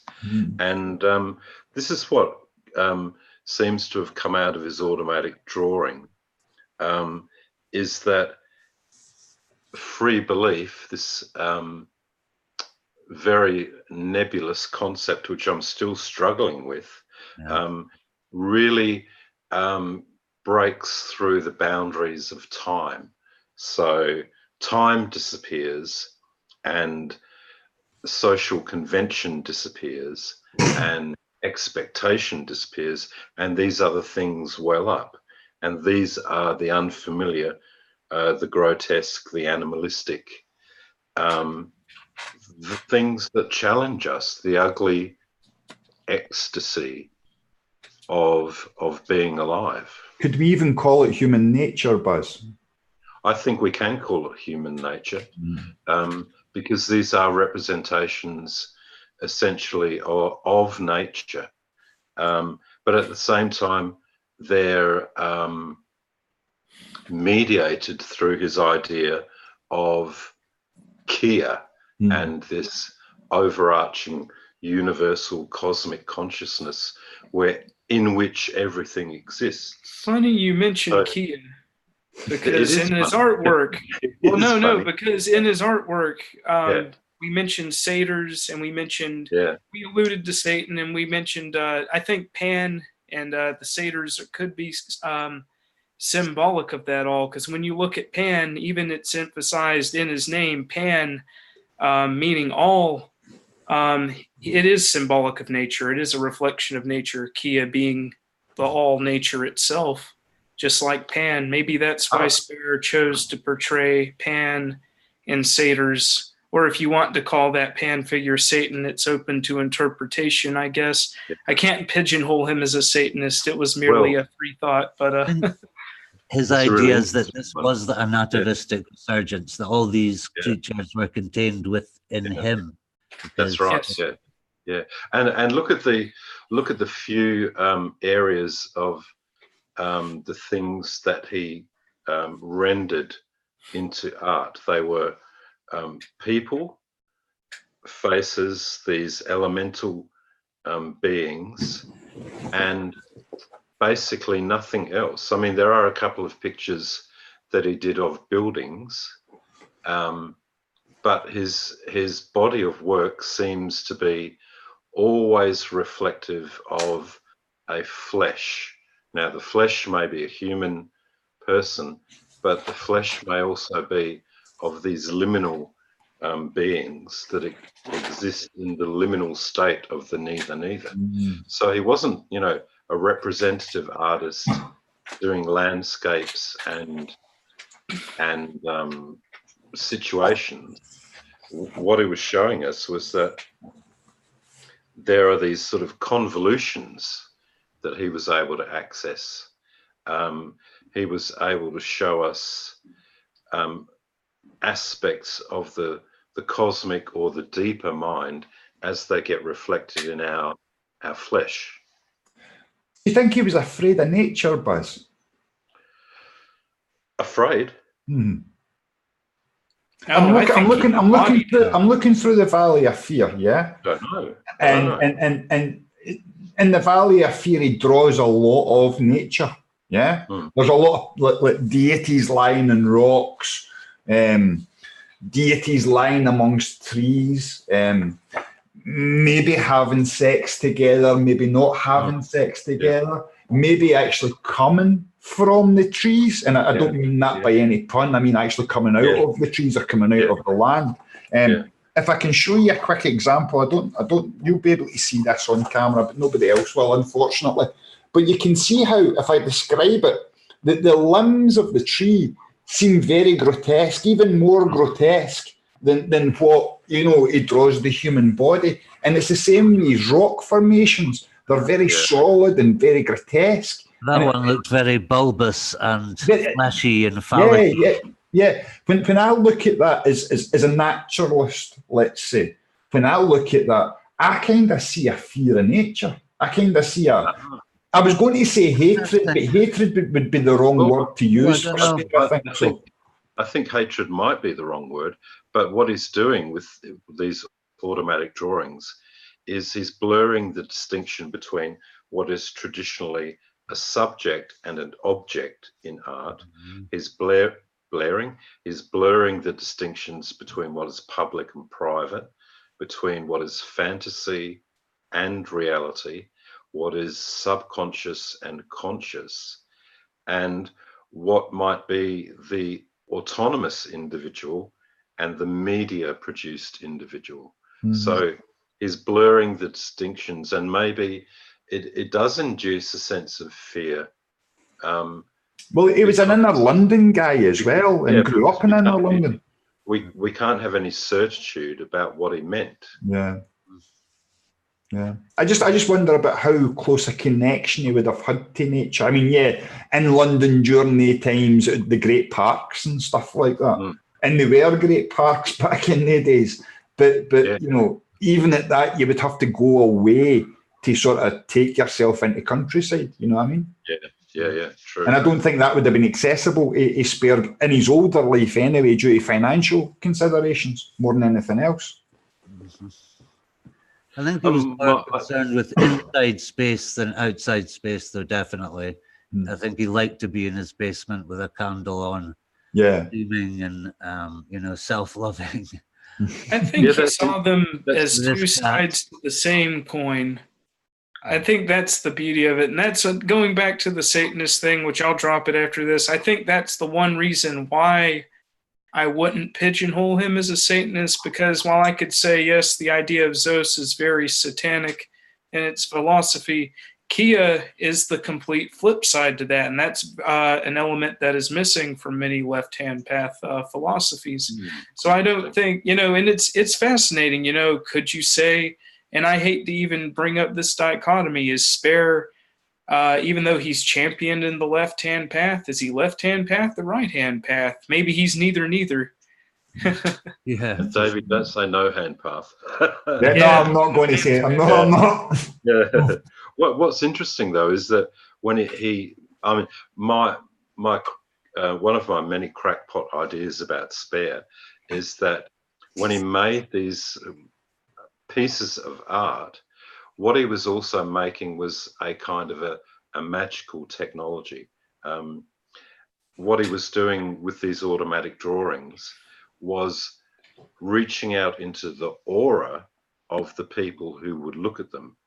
And he probably assumed that the artist and the viewer, you know, him and us looking at them, will share a field of awareness, which we do, which he can manipulate by these pieces of art. So what he was also doing was transducing these things from beyond, but then changing the viewer, changing us as we view them.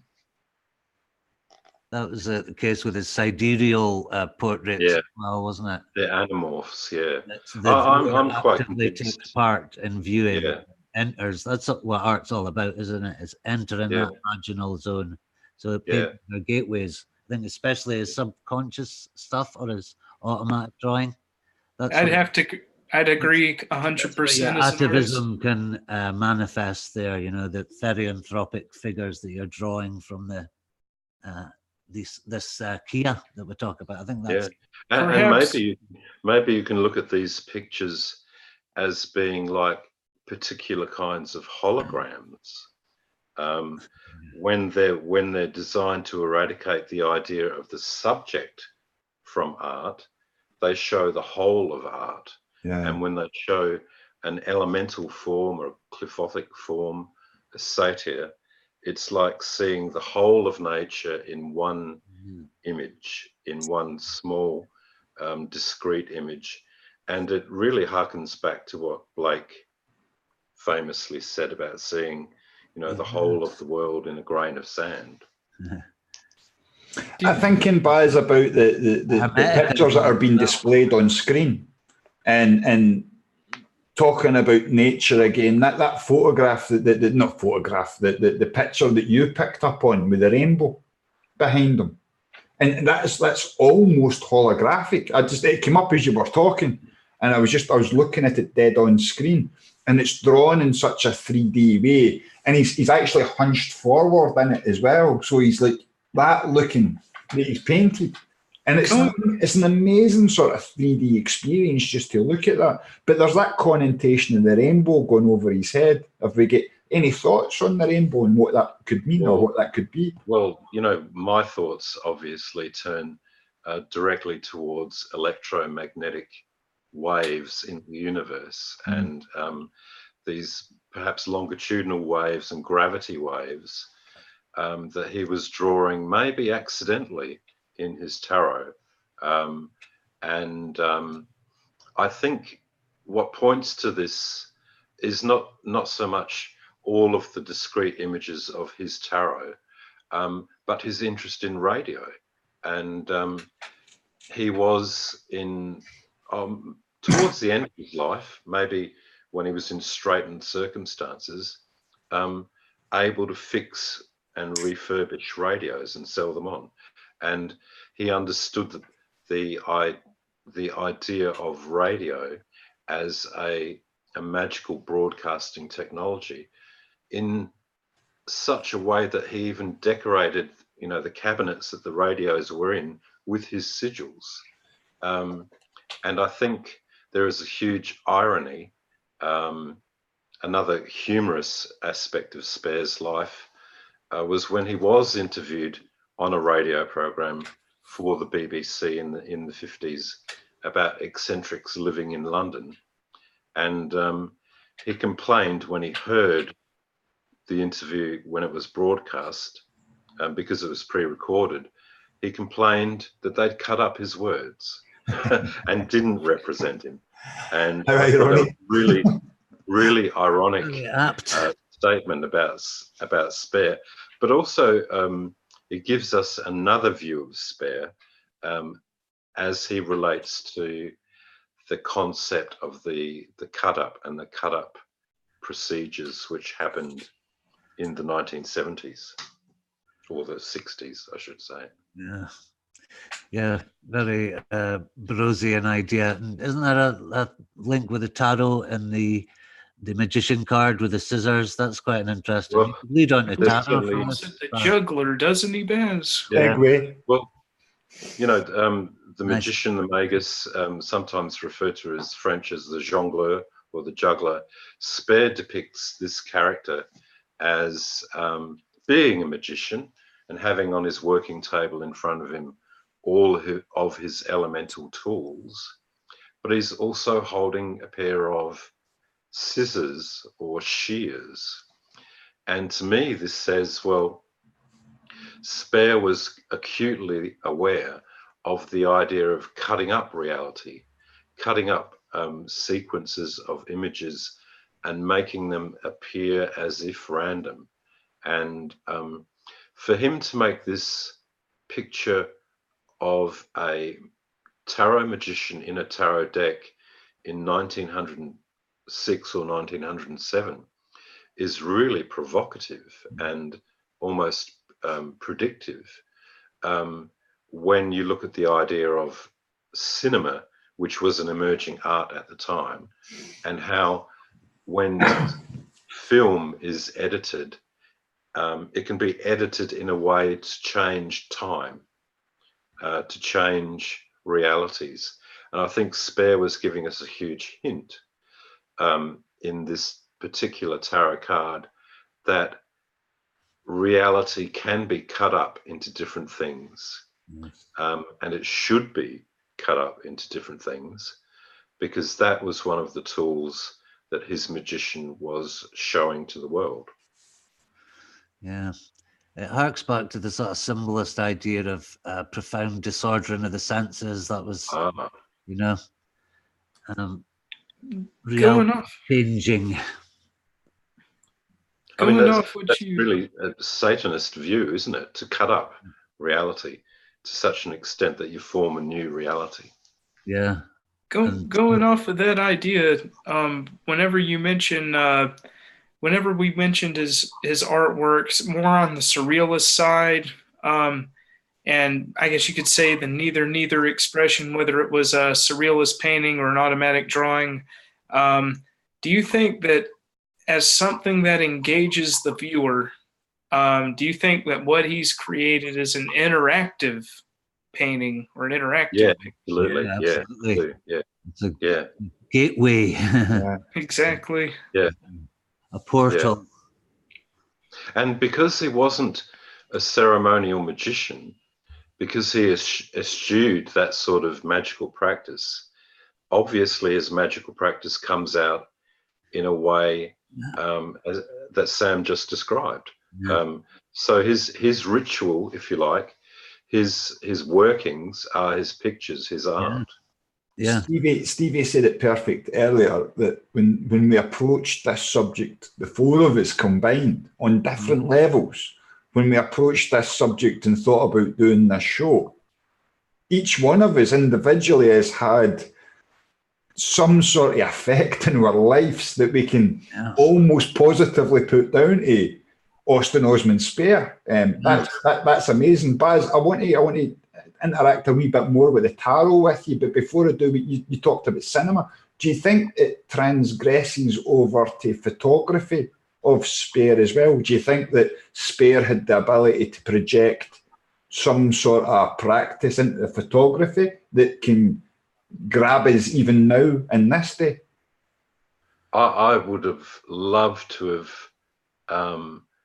thought that Spare had some sort of acuity or facility with taking pictures with film and using photography, but he didn't. He didn't. No. There isn't any. And there's photographs of him. There's one that we show on the screen just now of an old man. Yeah. I take that. Maybe I'll leave it for later, but look, I'm very interested in the photographs of Osman Spare. Tarot. Could we talk a wee bit about the strength card? Well, we can, Davey, but it means that I have to tell you about Spare's tarot in a different kind of way. Well, let me hint in that what I'm getting at is we were asking earlier about his inspirations and wondering where his German influences came from. And I think there's a direct connection with your missing card and his German connections. Okay. But is that going too off kilter? Am I away on a troll myself? Now we're going to bring this back into Freud and ego and subconscious. No, we're not. We're not going into Freud. I only said that because of the German. I was joking. Yeah. What I think Davey's asking me to do is to talk about the tarot and then speculate upon some of the implications about this story of the tarot.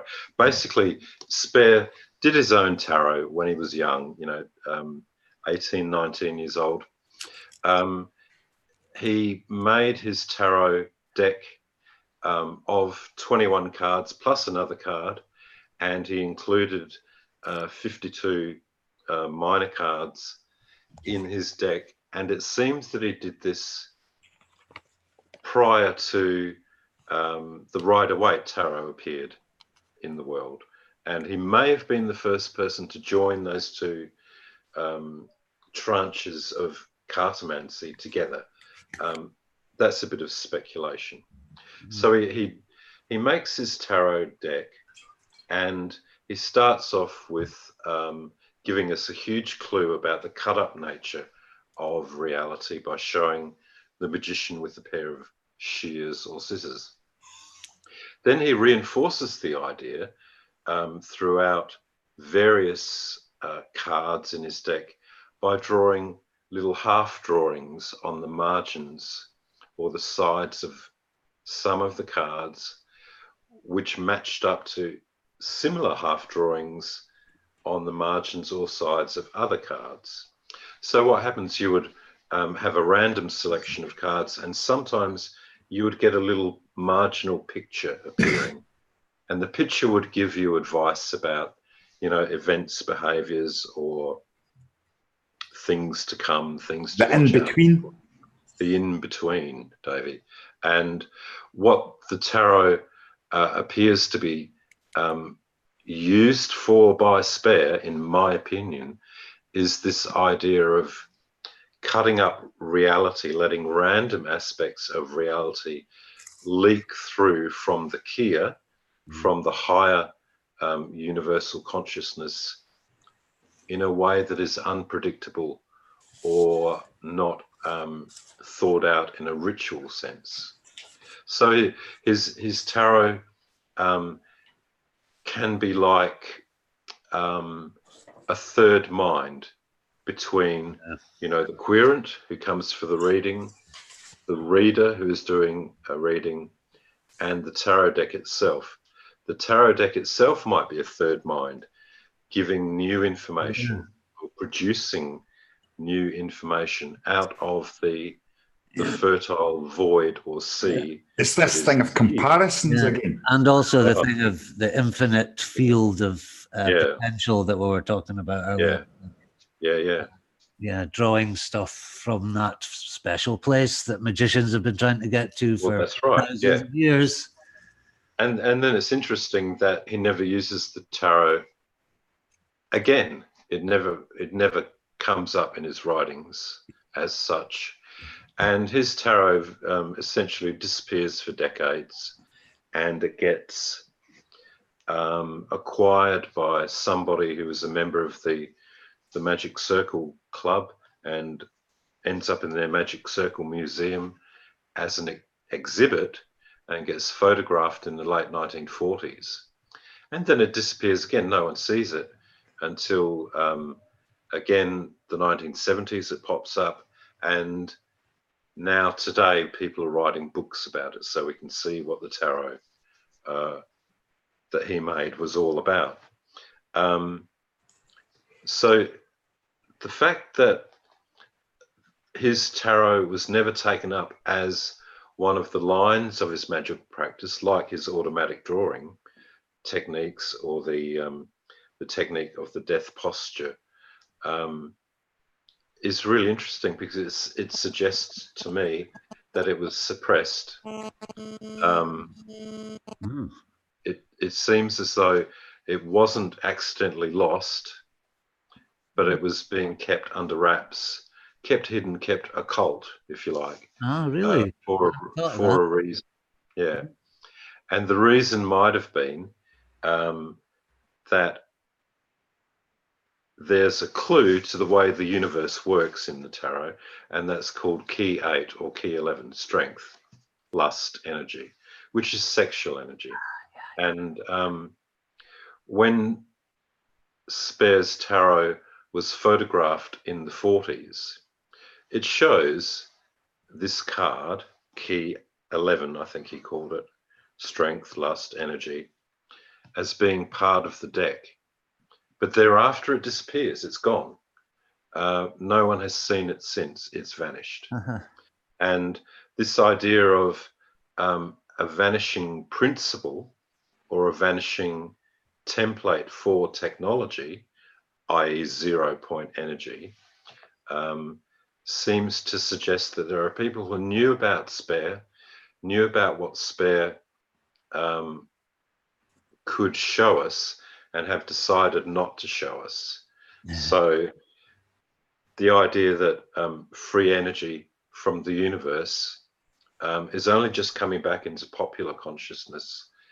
Maybe we could have had it earlier, but I think people were trying to hide it. And this event of the vanishing card from Spare's deck might be, a symptom of that, or it may not. Oh, the 11th card of you sprung that on me, Baz. I've never heard that story before. That's great. So there's weird. Sometimes circles. Sometimes it's called 11. Sometimes it's called 8. Yeah.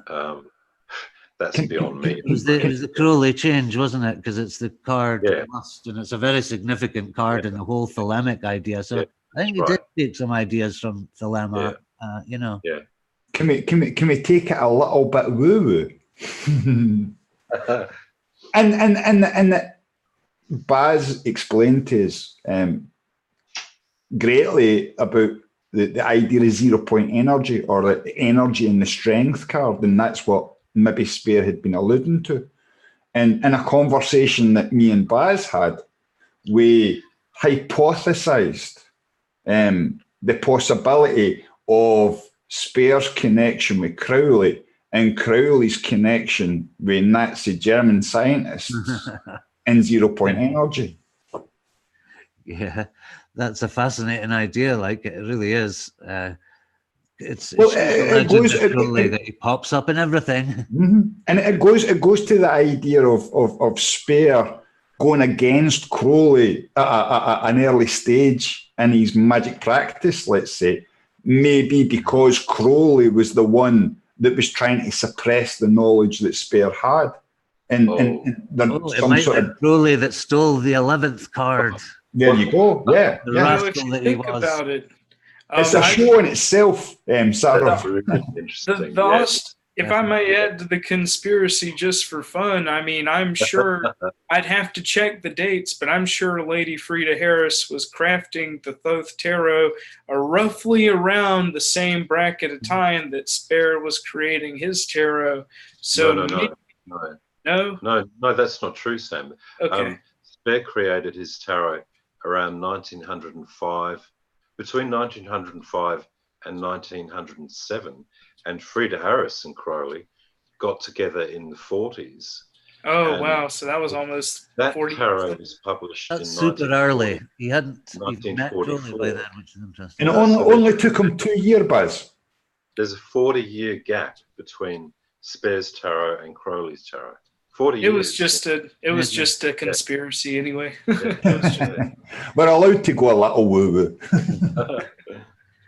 Even us. I was just thinking, well, if it's not that, then what on earth would be the motivation to suppress his tarot?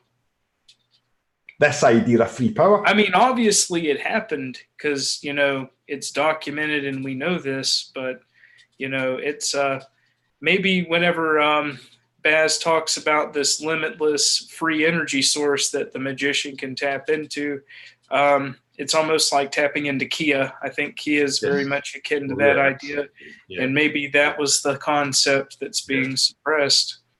Yeah. And I think also it is important with Spare to remember that I do think he saw it as totally within himself. He didn't need anything other than his own body and his own mind to do magic. So that's a direct manifestation of that atavism and the, it may have been a way of somebody slapping Spare in the face, saying, take this, you little prick, because key 11 or key 8, key number 8, strength, lust, energy, shows the all-prevailing woman holding Babylon. open the mouth of a lion, Babylon. So maybe it was a way of somebody going, fuck you, Spare, this idea of the all-prevailing woman, even, though it might be true, is not going to be linked to your name for decades. I think that ties in nicely with the idea of our relationship with Spare and how we understand it through the lens of our own understanding, It's a very good way of putting it, Stevie. Yeah, and that goes back to free belief, doesn't it? Yeah, because I had to approach him as like, okay, I'm not getting everything, but I get enough to have built it into my ideas, Maybe your own personal understanding, like once he gives you sort of like a rough outline of what he's talking about, I feel like your own personal understanding fills the gaps. Because it's like you said earlier, Davey, you can't really pigeonhole Spare's vernacular you can't really compare it to other things and give it a concrete definition, because to do so would be an injustice from the totality that would be the true meaning. It's got to sit on its own, and it's got to be nothing on its own at the same time. Something and nothing, the paradox of magic. Spare's rule itself, you would imagine, if there was any. Before we go into just quickly how we brought people here, I think it's really tantalising to think that not all of his work's available. No, he lost so much stuff of his art, and there was a book of erotic drawings someone had in it. It might be another legend, though. I think there is legends around Spare. Absolutely. I like to think, Stevie, that there is missing manuscripts out there, wee gems of gold or insights into other worlds. Sure, there are sketchbooks and stuff. It always happens with artists, and he lost so much stuff. If somebody had rummaged around that bombed-out house, they'd have found some treasures, and they may well have. Yeah, absolutely. Maybe the whole war was a plot against Spare to steal that tarot card. Well, he did make. You can't trust those Nazis, can you? Really? That's right. Yeah. Heinrich Himmler wanted to confiscate the spare pieces. Ah. I think that's an absolutely viable opinion to have, Sam. I think that may have been on Himmler's wish list. I think the Annerbe that Himmler headed, that organization that he headed, would have had Spare on one of their lists. Absolutely. Scary part is you're right. Yes, they would have. Yeah, they would. Yeah. Before we go down another rabbit hole, that's another show. Yeah, and I start descending into the Himmler was actually some long lost uncle that was found in your Hill Again story that I got completely wrong the last time that we talked about it. Stevie, can I ask you? We're kind of veering towards the end a little. It was your idea to put this show together. What spurred you to do so? It grew naturally out of the first one we did together with me and Sam and Baz, the Castaneda, Burroughs, Grant, which was an excellent video, may I say? Yeah, but I think they're also individual. They're examples of those guys that try to create genius in themselves. Like I'm sure Spare had a quote like, I can't actually remember the quote. It's, that invoking genius through any means necessary. It's quite radical, I mean, he was in a basement with cats and candles and mirrors and scrying glasses and sketchbooks. He didn't do anything else, He was an artist, doomed in some ways, as all great artists seem to be. Maybe it's better not to know 100% because Spare, although he himself would have been a contradiction to this statement, he says that all genius resides in the subconscious, and those who are less aware of it seem to exhibit it, to a fuller potential. Yeah. Maybe it's because they're less aware of it. It manifests through their ego better. Who knows? Yeah. And a good place to ask yourself, Sam. What was it that sort of brought you to Austin Osman Spare?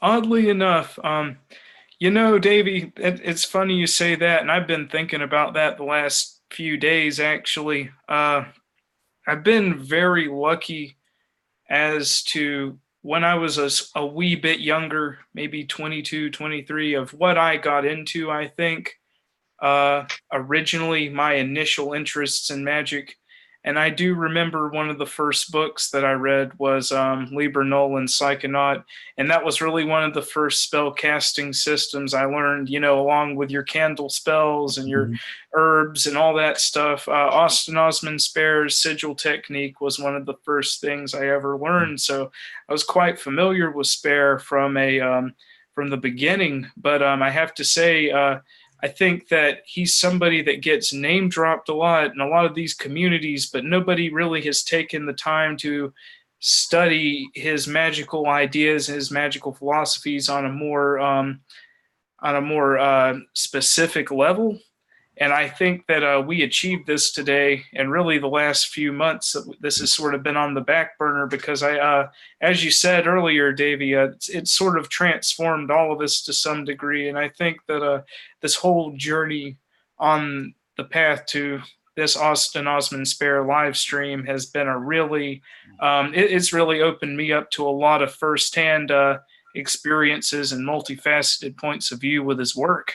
Yeah, absolutely. Yeah. That's the one huge, the one thing I got out of Spare, because sometimes you can get stuck in magic on I do anyway. I overthink and I get too theoretical. And something I was listening to that Scarlet Imprint interview the other night, and they were saying the process of magic is very important, to show the process. So you don't always have to get everything expertly. His books are very complex, philosophical, balancing tricks. So I willingly misinterpret some of his ideas to simplify it and use it in my own practice. You know what I mean? Yeah. So a lot of great ideas in art and culture have been slightly misunderstood, which has created a whole, it shoots off like the rhizome theory and the Deloise and Guattari, 1,000 Plateaus. It's very like that. It's very postmodern elements to Spare as well. Baz, what about yourself? What makes you a man, may I say, of Austin Osman Spare?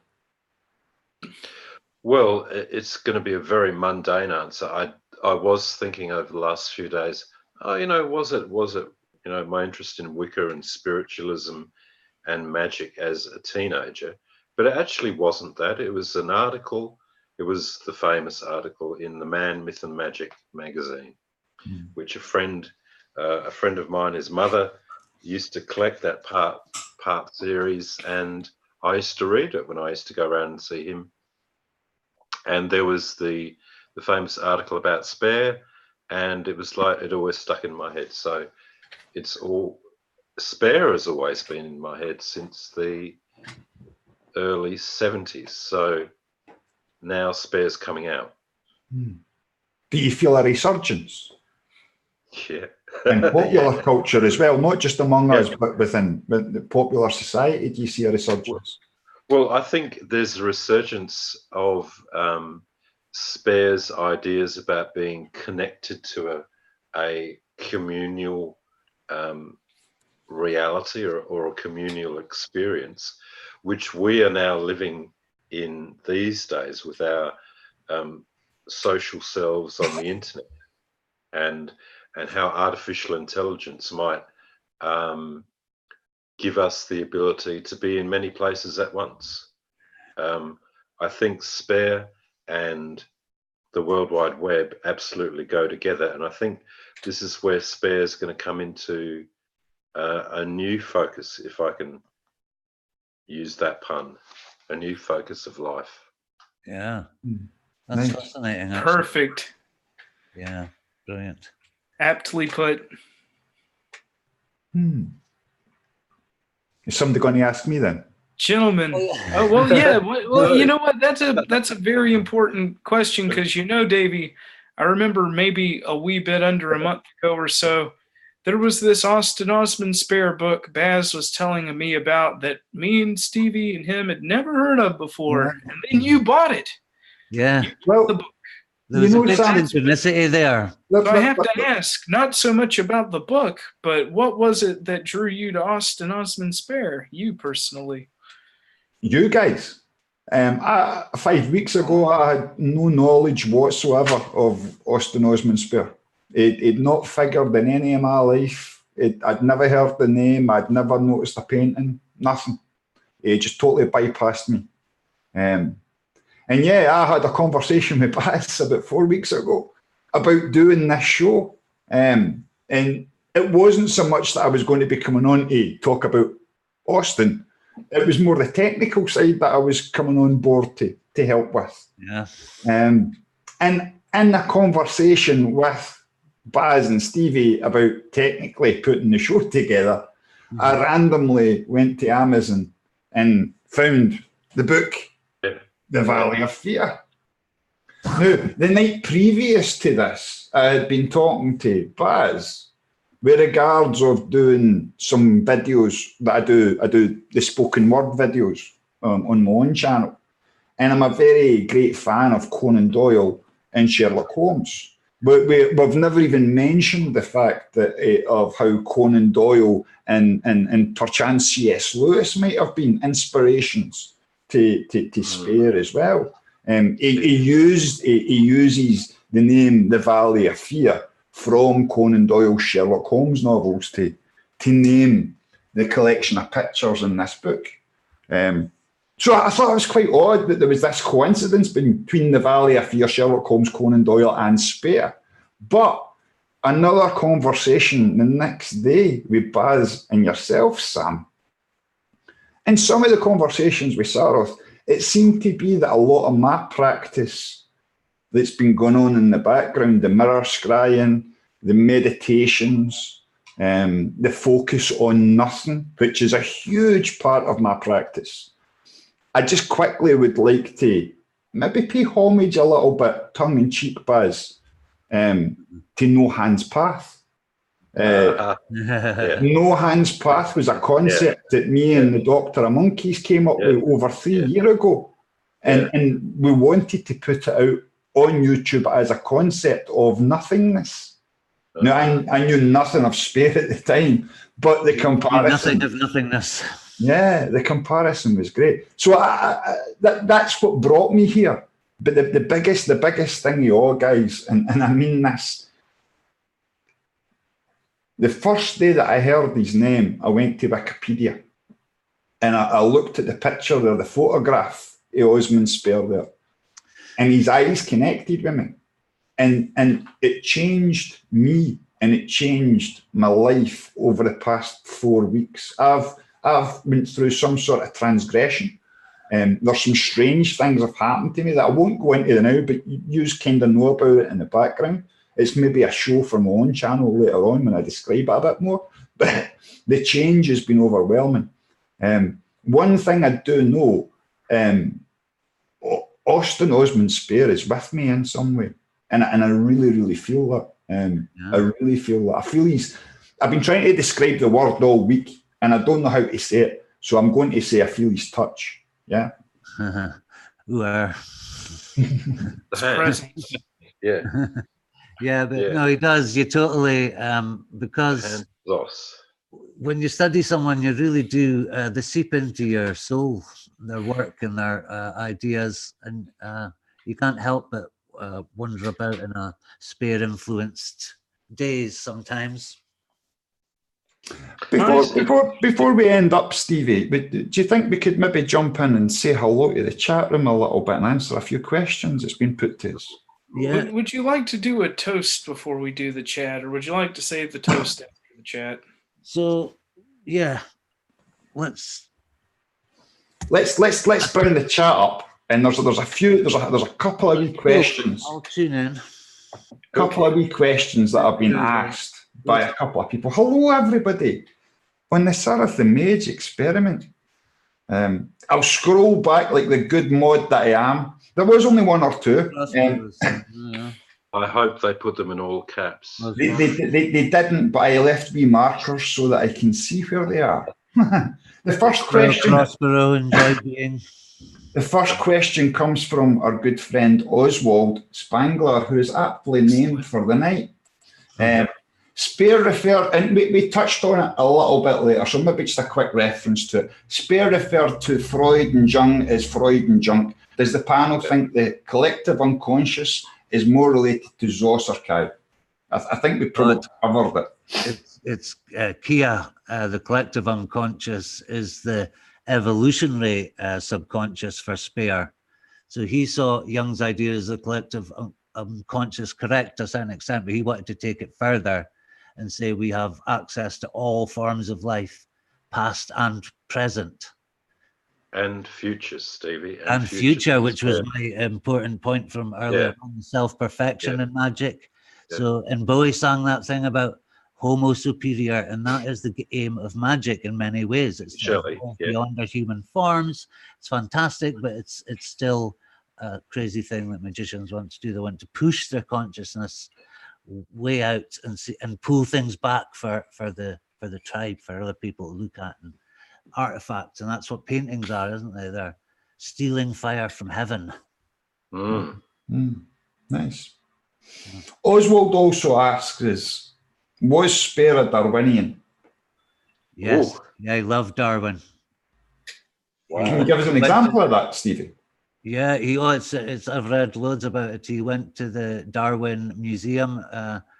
He loved Darwin, yeah, he absolutely agreed, but I think he thought Darwin possibly, well, he'd shown the mechanism for atavistic resurgence, you see, that animals evolve into other animals, and we're all evolving all the time.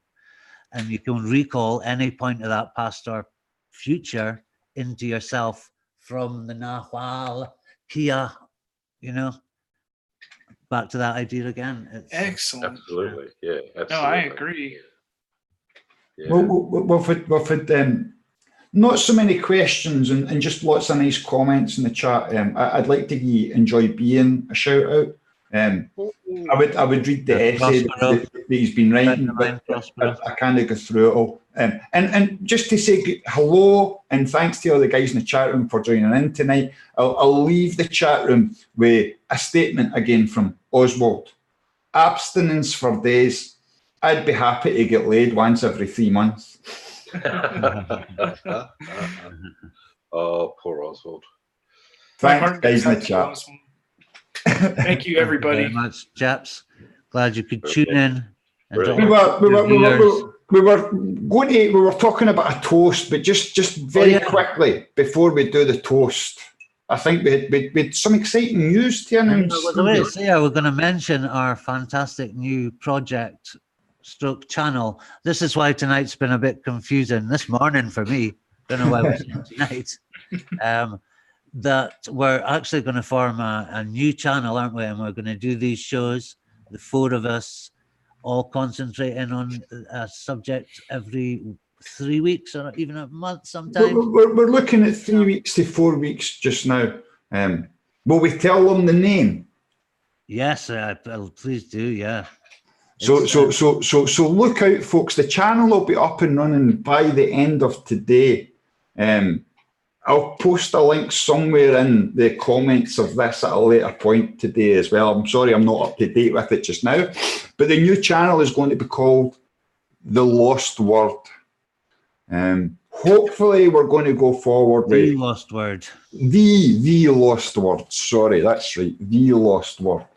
The idea kind of to take back some of the words that have been used in the past and look at some of the practices that are out there and some of the stuff that's happened classically that have influenced us and hopefully go forward with that with some great topics and discussions for you all to tune into.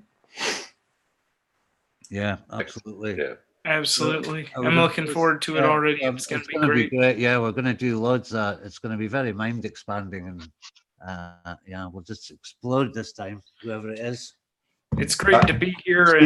David, did you say expanding? No, I said explode. I thought you said expanding. I didn't know that. Yeah. I won't go there right now. So, guys, look out for the Lost Word podcast coming your way very, very soon. THEE. Yes, THEE. The is the accent, Stevie. I'm sorry. Right. Okay, I think that's a wrap. Thank you very much, chat. Enjoy being Prospero. I noticed Jeanette was in earlier. Oswald. Thank you very much. Stevie, just quickly, we were going to start a new trend that will carry on to the Lost Word, and that was to toast. Oh, yes. Yes, the great chap of Oswald that we were speaking of. Baz, do you want to take over? Well, I would like to offer this toast to, on behalf of us, to Austin Osman Spare. Have you gone back on video? Mystic, sorcerer, sigillist, and philosopher. Our toast: make the random vodka real. What toast? Zos Kia Cultus. I have Kahlua, by the way. And to us. And to us. And to the Lost Word podcast. And to the new venture, indeed. Right. Cheers, guys. Oof, the vodka in the morning. Oh, yeah, baby. Coffee at night. Right. Thank you, everyone. We'll stop now. Thanks.